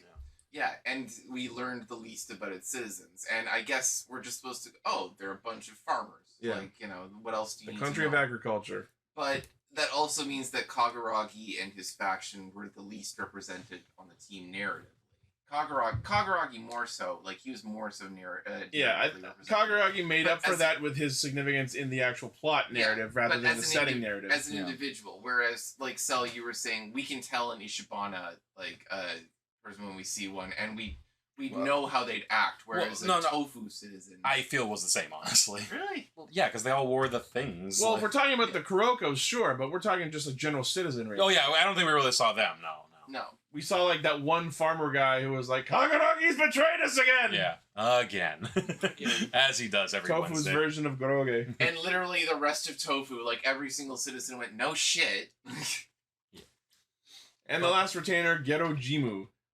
Surprisingly interesting character. Yeah. Crayfish boil. I really loved his soft voice. It was very adorable. Oh, yeah, the performance It's was very interesting. rare where we see like a random monster of the week actually stay on as an important He was, character, like, but they pulled it half off. dead, like an illusion. He wasn't Yeah. really there, but he was. Yeah, I don't think it was ever completely explained. Well, he's but- like he's based off like Shinichiro, right? Yeah, like that kind of whole, bug. like- yeah. So he's like the Husk. skins, the skins there, but not. I think he's a mayfly. Something like that, I Okay. believe. I also, like, to what you're saying, Ichi, that is interesting when they do when they would do something like that, like take like a monster of the week. The only other example I can think of offhand is Zealous from Gotchard. And also, I gotta say this, like, it's because like the character design is not like scary or gross or anything, but it doesn't have the usual friend monster look. Yeah. You know what I'm saying? It looks like a monster of the week. Yeah, he doesn't look like he's trying to be your friend. Yeah, like it looks like a big bug man. Yeah. So yeah, that's just interesting. Like they actually, I mean, to be fair, that's a bit of a thing with the whole theme of this show is don't be racist, dicks. Yeah, don't judge by appearance. Yeah. Yeah, I was right. Girojimu was a mayfly. Yeah. But yeah, super adorable. He didn't get a lot of screen time post time skip, but when he was, it was fun. He was more of an emotional presence. Like, Yeah. He didn't have much to do, but he was a soothing presence, and we liked him. Yay. The way you phrase that just makes me imagine a version of the show where Girojimu was just Jeremy's imaginary friend. That would have been a great twist. The Yeah. whole time. I was never there. No, that would have been a great twist. Just like he actually died when he was blown up in his or episode. he was someone who Jeremy created out of his loneliness. Yeah. So it's the twist from Scrubs. Brendan Fraser was dead the whole time. Just like second last episode. Jeremy, who do you keep talking to? Where do you What? think we are right Kogane and Boone, good way of keeping Gira grounded with the people. I didn't hate them. That's a big plus for child characters. Yeah. They did nothing offensive. They helped pilot the Megazord. Yeah, they piloted God Ant. We did it. Something that would go on to be done by Rackley's. Even better. Any other characters worth mentioning? I didn't write any other names I down. forgot what this is. What the Shugods guy keeps Oh, yelling. Gotchard? Oh, the greatest He was character of the whole thing. Yeah. King-Ohger's version of Bulk. Fucking Hercules, he's gonna kill us all! Yeah, like I Secret protagonist of the show. that I want to know how this actor got that job. Like I want to know like the audition. I want to see the audition tapes. yeah, like, yeah, I yeah. feel like he was just like yelling, and they're like, "Oh, you'll fit in." You're not. So I'm gonna be in for an episode or two, sir. You're gonna be a recurring character. Yeah. It's just You're that- gonna be in one of the last shots of the It's thing. just, it's just that shot of Palpatine from episode 1. We'll watch your career with great interest. Oh, Jeremy's mom. We gotta talk about. Oh my they God. know what they did. Yeah, it's full of fucking. Could you like? steps out there. I'm picturing like the suit makers D cups. Like Give her boobs. Terrifying Spiderhead. Like they're just like Mommy how, as fuck. how are we like supposed- I'm in. How do you want to design this character? Ara! Energy! Absolutely. Ah. We need her to every Spy D-cups. if she's not saying Ara, She's we giving need, it. We need everyone to just in their heads end every Ara. I mean, I've got a thing for butterfaces, so let's go. Oh. Yeah. Great All right. cast. From characters onto suit design. They're the best. The King-Ohger suits are far and above the best Sentai suits I've seen in some time. absolutely. I was not kidding when I say like, to me, these jump into my mind along with the '95 Power Rangers movie as the best suits because it's mostly because they look like actual armor, which Yep. I appreciate. Yep. But also they're just cool looking. The fucking side capes, my favorite thing in a suit Love it. design. John, buddy, spend the extra money, start padding your suits. Like the morph suits are great, they're cute, they're a little passé. The little shields on their collars, so good. The country emblems on their suits. Best suit. Helmets are so perfect for this Yeah. kind of show. Yeah. Like the eyes are the exact right size I want them to be. I love the little details of like the bug elements Yeah. of like their each individual bug. That was the best suit for me. That was a great suit. Yeah, we talked about I it. love King Kuwagata Ohsama more than King Kuwagata Ohsama. We talked about this earlier. Whatever fucking color mixing they were using was excellent. Like, Oh, yeah. the literal paint that they Yeah. used for this. If they were painting it, they were taking time to like do layers and layers and layers of paint to get that bright, vibrant, rich, like thick color. to it. Yeah. And like the fact they had their country emblems on their chest as part of their suits, that's fucking brilliant. Yeah, I it was a love that. Great little touch. Very, very medieval, like heraldry, like aspect, which I liked a lot. But still unified because they're designed to be part of a team. yeah. Well, Buzo was a cool henshin phrase. It's alright. Not my favorite, but it illustrated that King-Ohger was trying to be different than most Sentai because it wasn't blank change. It's Morbin time, but like nothing is. Nothing so. is. We'll never get there again. No. There's no Madame Webbing time. As for the suits being monochromatic, I will kind of agree. Some accents of more distinct shades would have helped. I think the only suit that really achieved that is Hachioger, where there was clearly lighter gray parts instead of the black, but everyone else's suit accent colors in the same spots were not visibly distinct. I was actually about to ask all of you which specific suit was your favorite. I'll start Hachioger. I love the black. I love the bee mouth. Like, again, one of the things that made it different that I thought was very interesting. And also, like, kudos to the suit actor, because that was a really nice workaround. How, like, Kaguragi's actor is way too fucking tall. I love how he's constantly crouching. That's like really good, like, acting from the suit actor. Yeah. Ooh. And like I say, you guys send me the money for that robe. I'll be wearing that shit. That's gonna be me at Anime North every year. I mean, obviously, a Tombo Oger is my favorite. Yeah, sure. One of the things I want to point out that was kind of irksome was the fact that it's called Tombo Oger with an M, but the actual Japanese word for dragonfly is Tonbo with an N. So that was a weird error to make. Interesting. But other than that, love the suit. How about you guys? Favorite specific suit? Oh, Racules is hands down. Oh, right? Like his normal one or his normal one, super form? Yeah. Cool. I've never been able to pick. Can I cop out and just say that I think that the design itself is my favorite? Yeah, if you want to be a bitch about it. Nah, I get you. I'm in love with the design of the suit. Yeah, the overall design in general aesthetic is just super good. I couldn't pick a color. They all look great. It's so good that I'm legitimately upset we didn't see more. Right? Like I was hoping this would be a 10 Ranger Sentai like team. Kyoryuger. Yeah, like that would have been so I'm cool. still pissed we didn't get a green Oger. I mean, yeah, we had auxiliary Zords. Yeah. Each one of them could have been from a different place Exactly. with a different king. Yeah. And it's like if you're doing a Sentai about bugs, you would have thought green would have shown up especially. Exactly. Well, the green color was used for the 3 legendary Shugods. Yeah. But overall, this will also sort of go into what I was talking about earlier. Just I love the aesthetic of how they use the insect bug theme throughout. I think it worked perfectly. I really like the look of all the Zords. I think that it lends itself well to Shugods in general. Big bugs work as mechanical. Just because they're already armored and with those weird joints and legs. It just works. They complement each other, mechanical and bug. Before we talk too much about the Zords, I want to talk a bit about the Oger caliber in general. As much as of a fan as I am of the King-Ohger suits, I'm not a huge fan of the Oger caliber itself. I'm with you. I'm not a fan usually in any Sentai when they all have one unified weapon. I like when they all have their own each individual ones. It's not even that. It's just the fact that why does it have a fucking bop it on it? Yeah, well, I always said pass it, Ichi. I always say it should have been just a unique sword, and then they have their royal jewel or something that's they use their Shugod souls, they're differently colored and represent their bug, and then they insert that into the changer, and that's the jewel center in the hilt or something. Whether it's a jewel or a miniature figure of their insect, I would have preferred there to be some kind of gimmick at play that they could have inserted into the sword, because it not only would have been cooler and more marketable, but also just a security feature.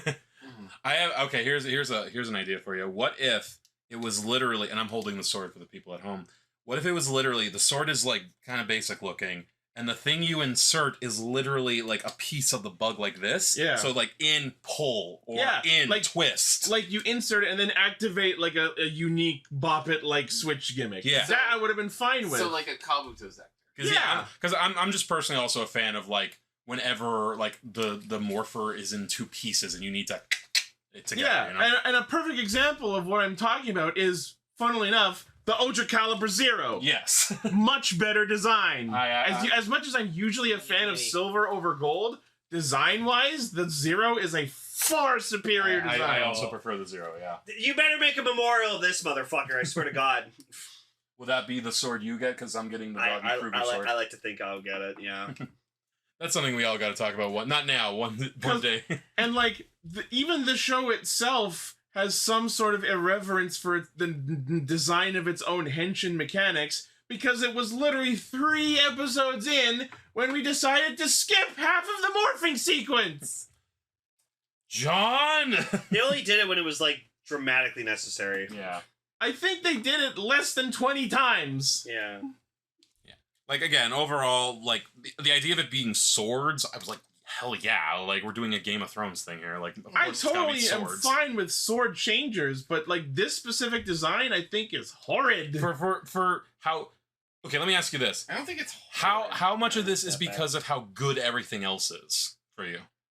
I think part of it is me wanting to nitpick at something, but also just objectively, I just don't like it. Just can't enjoy a happy thing, eh, Ichi? Like, I love the sword, and, like, let me be clear. Hitting the things is satisfying. Oh, yeah, no. But the other thing I think is wrong with it is the fact that you can't do, until we get the Memorial Ultra Caliber with the Ryoga Isen, like, if you get a thing that makes a noise when you press it, maybe this is just a man brain thing or a boy brain thing, but you want to be able to spam the button and make the noise a bunch of times. No, but you can't do that with this. I can say, as an autistic man, I love fucking spamming shit. Exactly! But you can't do that with this. Even when you do the Ultra Charge to do the finisher, you only get to do it 3 times. You know what that feels like? That feels like the toy designers, like, being nice to the parents of these kids. You're basically looking at the design of it and what it's meant to be for, and you're like, ineffectual fidget.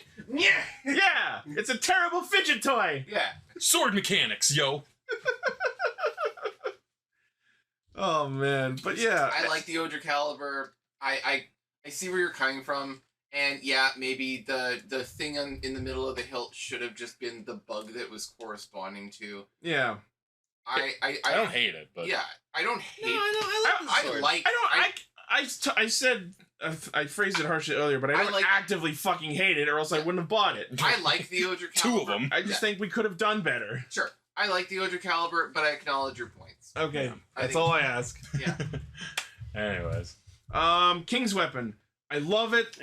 Conceptually, I love it. It's a shield that transforms into other weapons. Conceptually, I fucking love it. Results, maybe not as good as potentially envisioned. Yeah.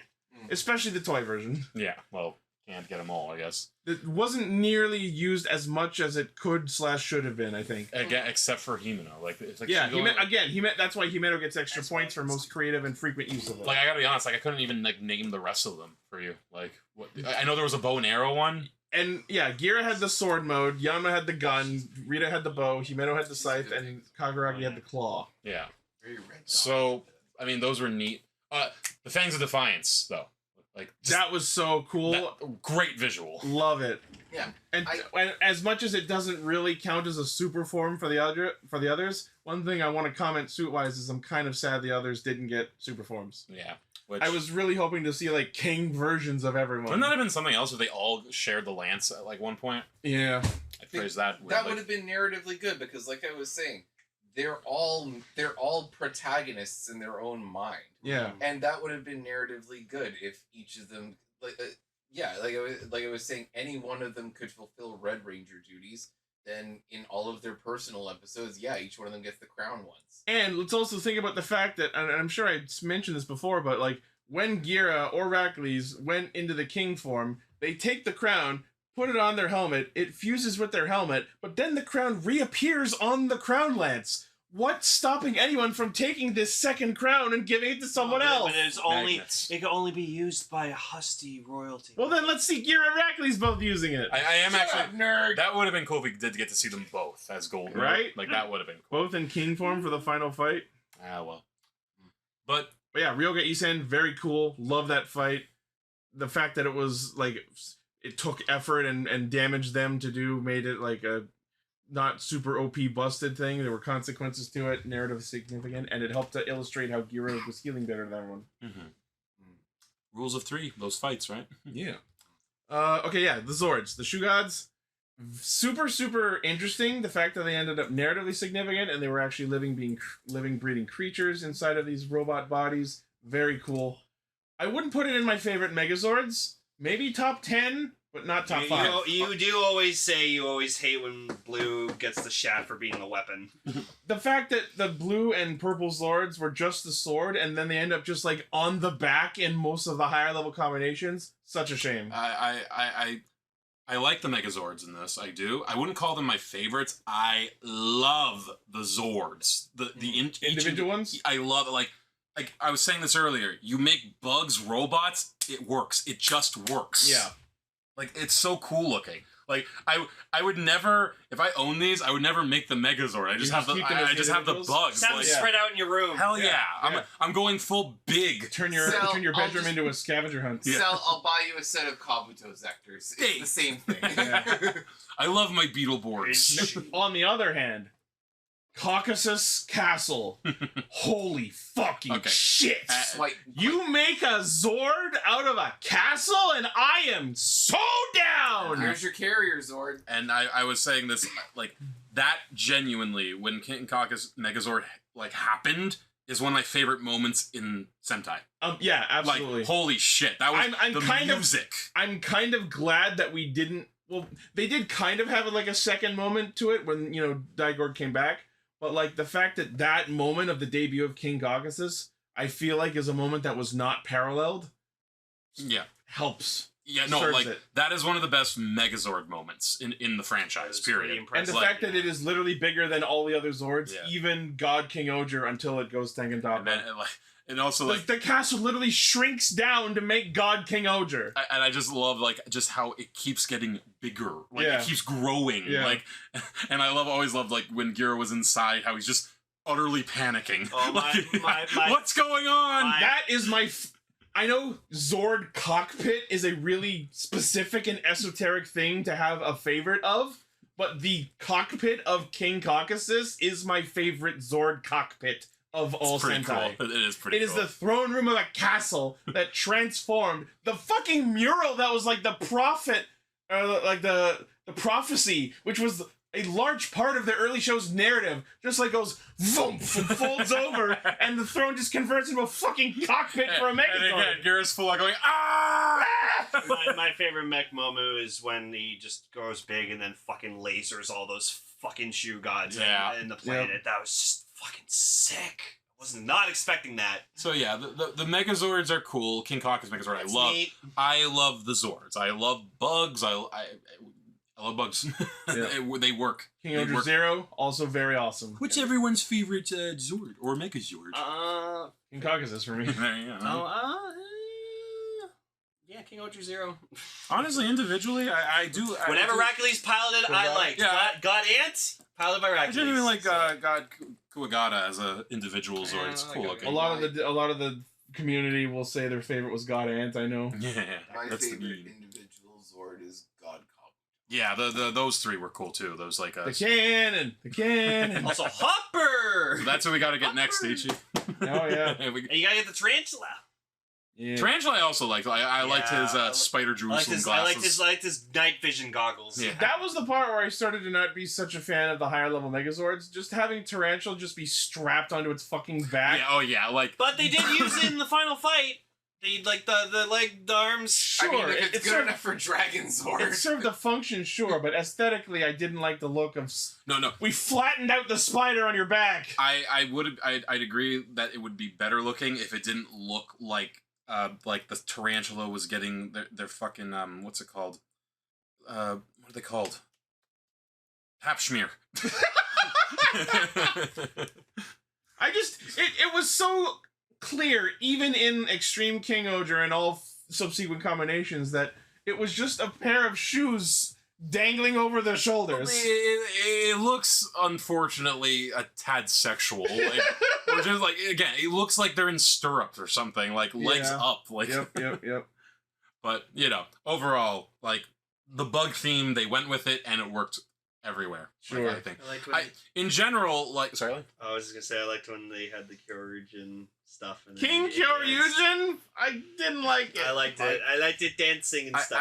I don't know if this is a hot take or not, but if you want to talk about my favorite of the Megazord variants, and I know we just watched it today, but God King-Ohger looks so Are we talking normal God Like King-Ohger the or giant just space Tapa one? version specifically? The design of it. Yeah. Oh, so God King-Ohger in general. God King-Ohger in general. Yeah, the giant version of it is fucking cool. Like with the glowing and the punching and but like God King-Ohger. Clusterfuck ass Ultrazord. Yeah. Yeah. It's clusterfucky, but not the most. Like, no, it's pretty clusterfucky, but I think it wears it well. Yeah. That's what I'd say. Normally I The problem with it is so many of the Zords are just wherever we can throw them on. Yeah. 2 of them are literally hidden on the back. All the weapons are just like ka-chuck, ka-chuck, ka-chuck, ka-chuck along the top. Yeah, but think about how the forms are made half the time. It's literally just throw shit at it, throw everything. God King! Shit stack, indeed. Yeah. But, like, I think that, like, you know, to kind of segue into talking about the show itself as we close out this. Yeah. Like, I was saying, they use the bug theme really well for both, like, the look of the show, but also, I think, the themes of the show. Because, like, there is a lot of the whole don't judge just on the look. Yeah. You know, obviously, in the real world, people tend to look down on insects and bugs because, you know, not without good reason. Mosquitoes kill quite a few people. But, like, the idea is, like, but, you know, everything that's living is here, you know, and we got to sort of work in harmony, not, like, just destroy it, you know? Yeah. Some really good thematic resonance that I think not a lot of people highlighted is the fact that, like, so them being kings meant that they were responsible for all of these people, and the show was always about, like, being there for the people, the masses, the swarm, hence insect Zords, the swarm coming together to do great things.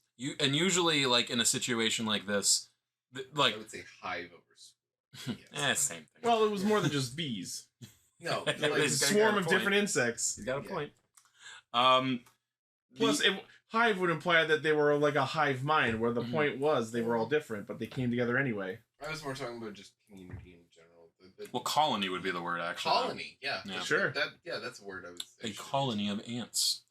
But yeah, like, Ichi, you're absolutely right. Like, the whole, like idea of, like, insects, you know, like, working together. Usually for something like this, they would have, like, the needs of the many outweigh the needs of the few. This show said, fuck it, literally everyone matters. Yeah. A bunch of insects came together to fight God. Who would have thought? And they won because, you know, there's quite a few insects. Yeah. During the last little bit of this show, I kept thinking about, like, and I am being facetious, but I am also kind of smirking about it happily. This is the world the left wants. I don't know if the world the left wants is run by kings and queens. No, sure. but the unity and at the end of the thing is just like, you know, the open borders, everyone can go wherever they want, learn from everybody's stuff, and like, you know, the global... The melting pot. Yeah, the melting pot, yeah. Again, like, it's the issue you run into with any form of fiction when you decide, hey, let's make the monarchs good guys. Sure. It's like, hey, wait a minute. It's not realistic to the real world, but this is... But there's giant bug robots. It doesn't need to be giant bug realistic. robots. It's a fantasy show for Reality's out the door. Yeah. Sure. And you know what? Quickly, let's talk about the definition of a king in this show. Yeah. Because I think if we are talking about the show and its themes right now, as you were saying, let's talk about the definition of a king. I mean, one of the greatest things about them being kings was they were each referred to by different titles, not just king. Shugods was a king in the traditional medieval sense. Yanma was referred to as the president, the Solcho. Himeno, queen. Rita, sovereign. The sovereign. Saibancho, the supreme justice. And Kaguragi was like the Lord of Bounty. Oh, Tono-sama. Yeah. See, like, so yeah, like, I think they wanted to sort of differentiate this from the whole, just everyone is just from a bloodline. Yeah. Which, fair enough. And again, like we said earlier, Himeno was the only one actually of royal blood. Sure. Well, Rackley's too. But what I was trying to get to is they were definitely trying to get away from the divine right to rule thing. They still behaved in a coded way that, like, echoed the right to rule situation. Yeah, like... but the thing about being a king in this show is you're almost kind of like the gym leader of a town in Pokemon. You are the strongest, you are the one that people respect the most, and you are the one that they follow. Like, which means you have that's not what was going on, though. Because, like, you know, the fact is, and this falls into the issue of, like, again, just doing it about monarchs in general. the monarchs did choose who their successors would be. You know, like it wasn't like, oh, and the people decided. It was like, let's think about Rita. They were chosen when they were 5. I do not believe Rita was the strongest person in Gokon at the time. Okay, sure, fine, accepted. But the defining characteristic is that they are worth following. Yeah, because they're all good people. Like exactly. Which again, you know, leads away from the reality of monarchs, but sure. But in this particular fantasy world. Yeah, exactly. It is a fantasy world. These monarchs wound up being good people. Yeah. Although, as we've said before, not entirely selfless. No, yeah, exactly. They are also assholes. They're still young people. You know. They are young, privileged people. But at the same time, they do use their powers for good. Yeah. Mostly. Yes. Mostly. They are, at the end of the day, a Super Sentai. Yeah. Which, yeah, again, I wouldn't say anyone used their powers for direct evil or oppression. Yeah, exactly. I want that. They're still heroes. Like, yeah. They're all superheroes at the end of the day. Like, that's what you do with Sentai. You just make them though, larger than life. Even though you brought it up in an actual line of dialogue is, we're not heroes, we're kings. Yeah. Well, they said that, like, in that sense, they were speaking to a villain. So I think that was them being a bit about it. Yeah. Like, overall, like, again, that is the point, though, of, like, this idea of, like, when you have leaders, they need to be able to put their problems aside for the people, which is what this went into. Yeah. And at the very end, the people gave up their lives for the leaders. Exactly. Well, yeah, that literally. By I think that was a translation thing. We let ourselves get kind of tired. Life energy. We all need a nap now. Yeah. Can you imagine if it actually equated to the fact that they gave them like 10 years of each of their lives cumulatively? They never really explicitly said what any lasting result of giving up their energy might have been. No, yeah, like again, it was a people of Earth, lend me your energy. Yeah. Like spear Can you imagine if like they had because died? of a direct result of that, it's just like each of them is gonna live 10 years less. Could you imagine? We'll see who else is in Hakabaka in the movies. God, I hope there weren't any kids doing that. Kogan and Boone were right up front there. Everyone did it, actually. Oh. What, bro? Ruh-roh. Just Gorogate drops dead. He didn't have a lot of energy. He was dead. He had diabetes. Holy shit. We can't really treat that in this world, even with our super medicine. Yeah. Turns out sugar just fucks you everywhere you go. Oh. So on that note. So yeah, overall, like, a couple of minor nitpicks, but a solid 9.5 out of 10 of a Sentai, in my opinion. Giving it a 4. And I'm gonna say that point. I'm gonna say 9.5 too. And I am also going to say that the 0.5 is purely technical. Yeah. Like just like the way that it's organized. Sometimes the way that the story is put together. Like it's told. It's the story itself is great. Just sometimes the way it's told episode to episode irked me. So yeah, half a point off. For me, the 0.5 is largely we didn't get everyone's stock henshins. Not the Ohsama caliber could have been better designed, and a couple of unresolved plot points. Maybe not unresolved, but more like they didn't go as far as I would have liked to see. Stuff you wish was more fleshed out. But much like me, purely technical. Yeah. Sure. Like for me, like I said, like it's cliche at this point to phrase it like this, but this is the Sentai for people who don't watch Sentai. Yeah. You know, like this is just good storytelling for its age group. Like again, it's not the most serious thing, obviously, but you know, it's fun. That's its biggest quality for me. It's fun while also being serious. Yeah. This is the Christopher Nolan Batman movies of Sentai. A little bit. And, wow. Fun but complex. Yeah. And as long as we don't get into the Tenet sound mixing, we're good. And an evolution of its art form. Yes. I would say, like, I enjoyed it. This brought me back onto the podcast. Like, yeah. And I've been happy having you guys on. Yeah, it was good for that. And yeah, I'd watch it too. But since I don't believe in half measures, I'd give it a 9 out of 10. Lane, what about you? You haven't said much. I'm really tired. I've been up since 7:30 this morning. Finish your thoughts.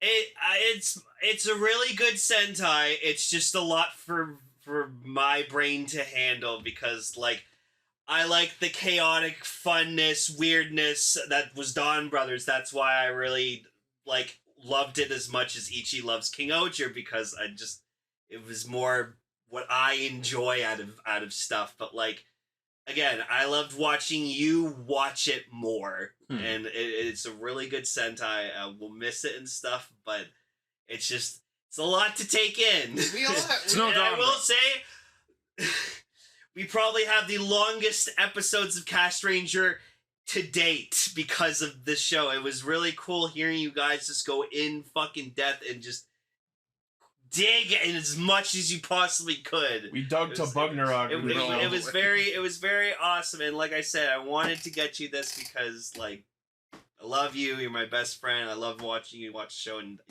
I wanted you to have this so badly. So Well, I like this gift a lot more than your last one. that's a reminder. I still have the fucking Dawn Blaster. I will give this Sentai like honestly like and also a 9 out of 10. It was good. So I honestly kind of just wish we had more Rangers and like I don't know, just Kage in the chat, Lane be doing the Gira Brain Blast every episode. for our listeners, like legit, if you want to get people who probably wouldn't be into Sentai, like give it a shot, this is the one I say to show them. Especially if it's someone who has watched Game of Thrones. Then they're just going to be doing the thing the whole time. One of my friends. But then they'll never watch Sentai again because none of them. What could possibly compare? One of the people I follow on Twitter, she's like very like specific with her toku, but she binged all of King-Ohger in a single weekend. Oh, and she was just emotionally destroed. She's just well, like, yeah, when you cram all like, this into a weekend. She's like, I don't have a favorite character. I love all these fucking idiots. Is she British? No, her name's Buggy. I was like, wait, maybe I know that person. No. But yeah, no, she said King-Ohger was like 10 out of 10. Yeah. She loved everything about it. And I have to be clear that a not insignificant amount of how much I like King-Ohger is because we are coming off of Dawn Brothers with it. I think on its own you'd still like it. Toei was like, okay, we made Ichi suffer enough. Here you go, buddy. You like that? Time to make you suffer again with Boon Boonger. Oh, we'll see. I honestly, I think it's gonna be a fun time. Guys, I'm excited to go back. Think about like what I was saying a couple of episodes ago when I was saying, oh look, the Gaim era, one really really big one, followed by Hot Rod Kamen Rider themed after Cars. Yeah. This one's a really fucking good one. Not Fruit and Warrior themed, but Bug and King themed. But now we're moving on to the car themed one with the Hot Rod themed Red Ranger. Yeah. So and Drive was fine. Drive was phenomenal. Drive was great. Drive was phenomenal. Does that mean we're gonna have someone like Chase in Boon Boonger? Maybe. Who knows? No, like I said, the little evil car. Get Ranger. Oh, maybe. This might be the beginning of the Sentai sauce. Yeah. Might be. Sentai songs. I mean, we had the Rider sauce. Yeah. I would argue that to a certain extent we are still in it, maybe at the tail end of it, but we are still in the Rider sauce. Maybe this is the beginning of the Sentai sauce. King-Ohger is absolutely the Gaim of Sentai because if you watch this one first, it's all downhill from here. Yeah, no, I would put I put Dawn Brothers up there too, but like Dawn Brothers and King-Ohger I'd put on like separate guys. They're great for different reasons. Yeah, good. They're fantastic and phenomenal for different reasons. For me, it's Maja Ranger and King-Ohger because I think I think that everything that made Maja Ranger great, King-Ohger just did, and then went, and now I'm just gonna go up here, and for good measure, I'm gonna go up here just because I'm good. The reason I'm excited for Boon Booger so much is because Tokuger is still my favorite Sentai series to this day. Like 10 years later, it still is. And that's why I'm getting off of Boon Booger. That's going to be kind of like the Tokuger kind of fun that like got us into this doing this podcast in the first place. You know, yeah, who knows? We might get like some kind of Bonero thing in this series, and we'll just be like, all right, strap in, boys. Castranger, do you mean strap in or strap on? I was about to. As long as we don't strap on. Well, Lane, we're all allowed to be wrong. Dude, they gave me one of the Rangers is a cop, so I'm excited. I love it's just gunplay again. Pat Rangers are my favorite Sentai team, so it's so great that this is happening the month that Castrangers reached its 10th year. That's interesting, yeah. Oh, fucking hell! But guys, I guess we gotta just ask ourselves, what now? What do we do with our lives now that King-Ohger's over? Let's just quote Jontron. Cars. Cars. Cars. Holy shit! We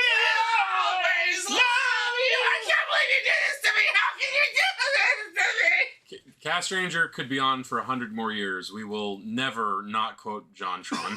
That's so true. Now that King-Ohger is over, we will try not to have our episodes be 2.5 to 3 hours long. I mean, Boom Boonzer, man, might be Are we pretty... pushing 3.5 to 4 at this point? We're over 3.5 hours. Oh, I think that's one of the reasons why Gar hasn't been on as much. Is just because he can't handle this long. Hopefully- I can because I'm off the next days. If I had work at like 8 in the morning, I'd be like, wrap it up, guys, please. Wrap this shit No, up. I used to do that with my managing position. I had to wake up at 4:30 in the morning. So in Castranger days, I was like, let's fucking But go. no, this is King-Ohger, and this show deserves as much time as we can give it. That's why And I don't want to let it go! It's okay. Tell your friends. Ichi, it's okay. You're gonna see them again with the Dawn Brothers. Remember, Or just... like Go It's ahead. okay, they're dead. The Dawn Brothers are dead. That's true.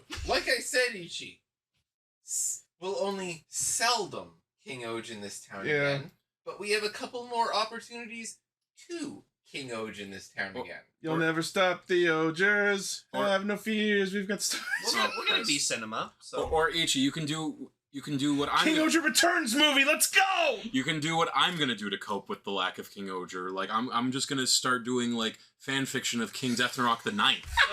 So Cell's gonna come and watch. And he'll have Deathnarok Ogre powers. He will, damn it! Cell's gonna watch Boom Moonger with us for the beginning, and then there's gonna be an episode and he watches and he's gonna be like, "Yeah, guys, I'm out. Bye." That is most likely what's gonna happen, honestly. Oh no! And then, you know, like 5 years from now, there will be another series. I mean, this is kind of interesting. It's like the House of the Dragon of Sentai. Oh. They have dragon. This time they did Dragon Knights! They Oh, have dragon Christ. Zords. That's awesome. I'll probably have to join in for that one, yeah. I'll probably move on. Just a- Find myself another Sentai.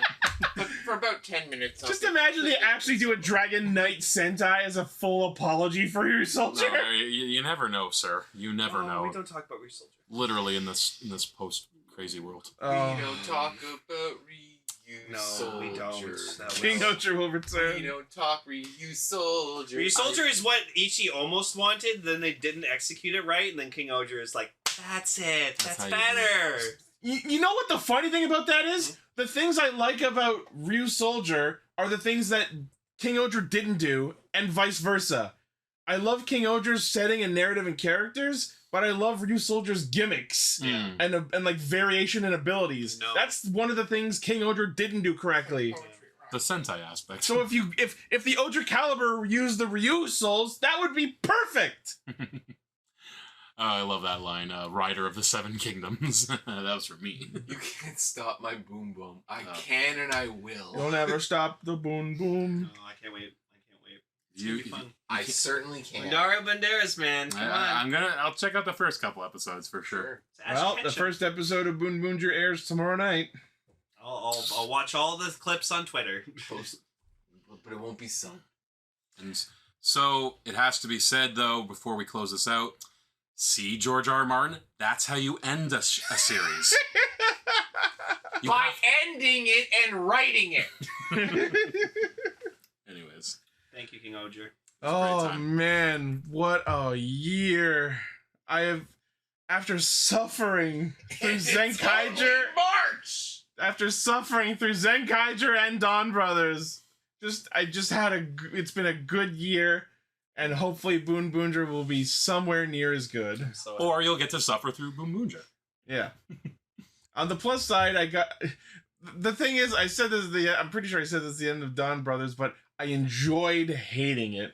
I did enjoy hating it. I enjoyed how emotive over how loathsome You were it on the was. couch face down at one point. Yep. So gotcha. There's a lot of crap in between when it comes to Toku, and it's no secret that I take fairly long hiatuses from being on this show. That's fine. But every time Hayate. I come back, every single time I come back, I'm treated to some of the best tokusatsu in general that I've seen. There's always something special that comes back, and I'm so happy that I could have shared this, because this is one of those special shows. It's beautiful. It And was wonderful. I'm so happy to have shared this year of amazing show with all of you guys. Yeah. Hell yeah, man. Every time something special comes on this show, it's wonderful. Like it reminds you why you like this stupid genre of a bunch of people in rubber suits fighting in quarries and paper mache cities. Like, Yeah. it's wonderful in its simplicity, and it's beautiful, and it's in the complexity that it can create. And I'm reminded of that every time I see something of this quality. So I just wonderful. It's like poetry, it rhymes. Beautiful. It's like poetry. Poetry rhymes. Well, I don't know what else we can say. I guess we can just cap that off. That is Ohsama Sentai King-Ohger. Very good. Well done. Well done, Chuck. Well Well done. done. Well fucking done. Give it an Emmy. Oh. Not eligible, but give it one anyway. Japanese Emmys. Yeah. Your turn, Power Rangers. Your move, Sevon. that's something- We need lightning Hasbro. collection figures of these motherfuckers. we may see this as Power Rangers, which that'll be That'd be interesting. sick. And I maintain they should be the first Rangers ever. It'd be interesting to see whatever they do. That'd be neat. Take it away, Ichi. All right. Well, that will do it. This has been another amazing year of Castranger. A new season starts next week with the debut of Bakuage Sentai Boon Boomja! Stop the boom boom. Hip hip. I'm excited. As always, I would like to give a proud, loud, Bug Swarm themed thank you to our currently active patrons Blaze, Armorhide, Sentai VT, Midas the Fool, Vegas, and Jackaplier. Thank you very much. Thank you so much for supporting what we do. I'm so happy that we have this audience and this community here. Yeah, I love you. You guys help make this show feel worth doing, and as I've said so many times, this has been the most consistent thing that I personally have done in my life, and I'm so happy that I have my greatest friends here to share this with me, Yeah. especially Especially so. having you all here in person has made this episode extra special. Of course. It's good to have an old-fashioned Cast Ranger in-person episode every now and then. Well, if we really want it to be old-fashioned, we would all need to be sweating out our asses, and like I'd be On a perched shitty up there. mic that peaks. With a loud-ass air conditioner. Someone's taking a shower I'm downstairs. 3/4 asleep. Oh, yeah. Raven's on his DS. We should have made this an old school episode. Uh-huh. Oh, yeah. Shut up, Lane. Jikai Radio Sentai Castranger. As it will be the debut of Boon Boomger, we will once again be foregoing our special topic to talk about our thoughts on the series as it debuts and post some theory crafts. We really gotta drive this first episode. Ooh. Whack. All right. Well, thank you all. As always, the primary source of our hijinks is castranger.podbean.com. From there, you can find our Facebook, Twitter, Discord, Patreon, merch store, all of our cool shit. Thank you all once again. We love you all. Let us know what you thought of the finale and the episodes and King-Ohger in general. Let us know who your favorites were. Let us know what you loved, what you didn't like, what you wished was better. And yeah, we'll see you next week. Remember. Make sure to tune in every Wednesday at 10 p.m. Eastern Time when me and Ichi watch Dogengers with the fans. Yeah, we've been watching Dogengers in the Discord server with the fans. Wednesday, 10 p.m. Eastern. Yeah. And watch Gar stuff. Yeah, and go love Gar. Tell Gar you love him. Yeah, he's a good guy. We miss you, and we will definitely give Emily a chance to talk about her thoughts on King-Ohger when she's here with us. As I know she will have a lot to say about Jeremy. Oh yeah. And remember, everyone, in a world of Dagdads, be a Death Narok. Stay Racules, guys. Always Racules. Rita.